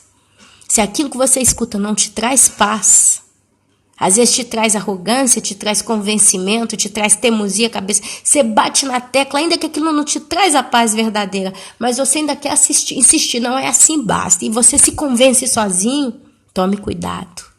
Tome cuidado. Porque eu encerro esse vídeo dizendo o que Jesus disse. As minhas ovelhas ouvem a minha voz. Então, meu querido e minha querida, você tem que vigiar agora. A noiva de Cristo, a igreja que acredita que o arrebatamento é pré-tribulacionista, ela vigia sem cessar. Ela está vigiando todo dia. É o que eu falei no início do... Olha como é que Deus traz a palavra e ela se casa lá, vai atrás. Olha só, esse vídeo aqui e tantos outros. Eles começam com uma frase e ele lá no final ele volta naquilo, porque casa. É uma coisa que se encaixa sempre. A palavra de Deus é isso. A palavra de Deus, ela está sempre se casando, se encaixando, e Deus ele vai só, como é que fala, somando mais e mais afirmação, e aquilo vai trazendo uma harmonia como uma música que você escuta com prazer. A palavra de Deus é isso. Se você vigia, você naturalmente vai ser a virgem que não está nas trevas, é filho de luz. Quem que é o pós-tribulacionismo quer passar pelas trevas. E se o apóstolo Paulo, não é Ana Paula, que não é nada, não sou ninguém, quem sou eu comparado aos apóstolos? Estão na Bíblia, foram condecorados pelo próprio Deus, trazendo a memória da vida deles, da existência deles, do trabalho deles na Escritura. Referência para o mundo inteiro, tem várias línguas.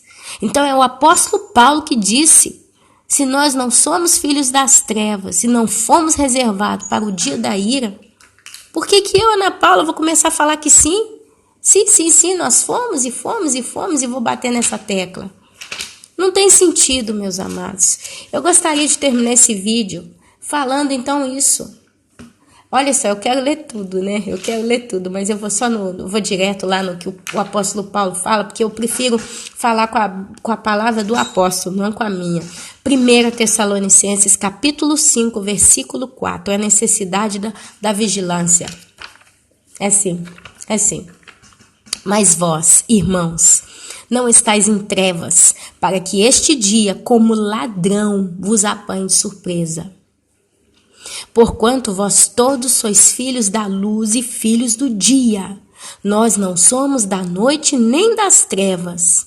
Assim, pois, não durmamos como os demais. Pelo contrário, vigiemos e sejamos sóbrios. Ora, os que dormem, dormem de noite, e os que se embriagam, é de noite que se embriagam. Nós, porém, que somos do dia, sejamos sóbrios, revestindo-nos da couraça da fé e do amor, e tomando como capacete a esperança da salvação. Olha o que nós temos.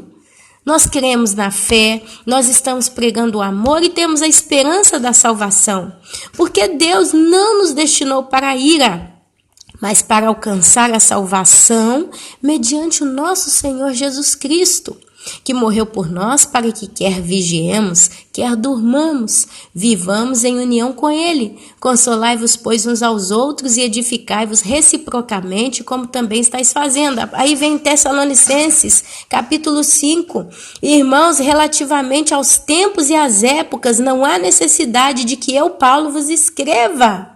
Pois vós mesmos estáis inteirados com precisão de que o dia do Senhor vem como um ladrão da noite, quando andarem dizendo paz e segurança, eis que lhes sobrevirá repentina destruição, como vêm as dores do parto aqui está, para dar à luz e de nenhum modo escaparão. Olha só. Será, meus amados, que depois disso aqui a gente precisa ainda ficar batendo o martelo aqui e falando que não? Irmãos, 2 Tessalonicenses capítulo 2, para fechar, eu falo que é para fechar e não fecha. Irmãos, no que diz respeito à vinda do nosso Senhor Jesus Cristo e à nossa reunião com Ele, a reunião da igreja, vos exortamos a que não vos demovais da vossa mente com facilidade, nem vos perturbeis, quer por espírito, quer por palavra, quer por epístola, como se procedesse de nós, supondo tenha chegado o dia do Senhor, que é uma outra coisa. Ninguém de nenhum modo vos engane, porque isto não acontecerá sem que primeiro venha a apostasia e seja revelado o homem da iniquidade, o filho da perdição, o qual se opõe e se levanta contra tudo que se chama Deus ou é objeto de culto, a ponto de assentar-se no santuário de Deus, ostentando-se como se fosse o próprio Deus. Não vos recordais de que ainda convosco eu costumava dizer-vos estas coisas, e agora sabeis que o detém, para que ele seja revelado somente em ocasião própria. Aí os pós-tribulacionistas dizem, tá vendo? Esse texto aqui dá base. Só que eles esquecem de continuar lendo. O caráter do homem da iniquidade e da sua derrota. Com efeito, o ministério da iniquidade já opera e aguarda somente que seja afastado aquele que agora o detém. Eles não leem essa parte. Então será, aí Paulo ainda confirma, então de fato será revelado o iníquo a quem o Senhor Jesus matará com o sopro de sua boca e o destruirá pela manifestação de sua vinda. Ora, o aparecimento do iníquo é segundo a eficácia de Satanás, com poderes, sinais e prodígios da mentira, e com todo engano de injustiça aos que perecem. A igreja está perecendo, meu querido? A noiva de Cristo está perecendo? Porque não acolheram o amor da verdade para serem salvos. Você não tem acolhido o amor da verdade. É por este motivo, pois, que Deus lhes manda a operação do erro, para darem crédito à mentira, a fim de serem julgados todos quantos não deram crédito à verdade. Antes, pelo contrário, deleitaram-se com a injustiça. Aqui me dá vontade de continuar pegando o texto bíblico e voltar atrás com essa conversa, mas eu acho que já foi o bastante. Eu quero entregar essa mensagem e falar para você, não saia da tua torre de vigia. Vai vir muito vento do norte, do sul, do leste e oeste da tua vida, tentando te distrair, te enfraquecer, te fazer crer que não precisa vigiar tanto. Pode preocupar com outras coisas. Só o fato de você começar a se voltar para mensagens que não batem com a palavra na sua totalidade já é uma grande distração. Creia na misericórdia de Deus. O apóstolo Paulo fala que nós vamos nos revestindo com a couraça da fé, com o capacete da esperança da salvação. E ele colega esse texto à salvação do dia da ira de Deus. Então, meus queridos, não creiamos em tudo que estão dizendo por aí. O arrebatamento, a gente tem que ter no nosso coração a esperança que o apóstolo Paulo teve. Nós não fomos reservados para o dia da ira. Nós não vamos conhecer o anticristo porque ele vem para aqueles que acreditaram no erro e não praticaram a santidade, a força, a fé que Deus nos deu. Isso não bate com as características da verdadeira igreja. Nós somos as virgens prudentes. E se você ainda não é parte da virgem prudente, não faz parte, entre para esse time, porque é um time que tem mais propensão a vencer. Porque é sempre pela misericórdia de Deus que a gente espera. E ela é linda. Deus não vai brincar com o nosso sentimento. Amém? Meus amados, o vídeo está longo, eu preciso também fazer muita coisa aqui agora.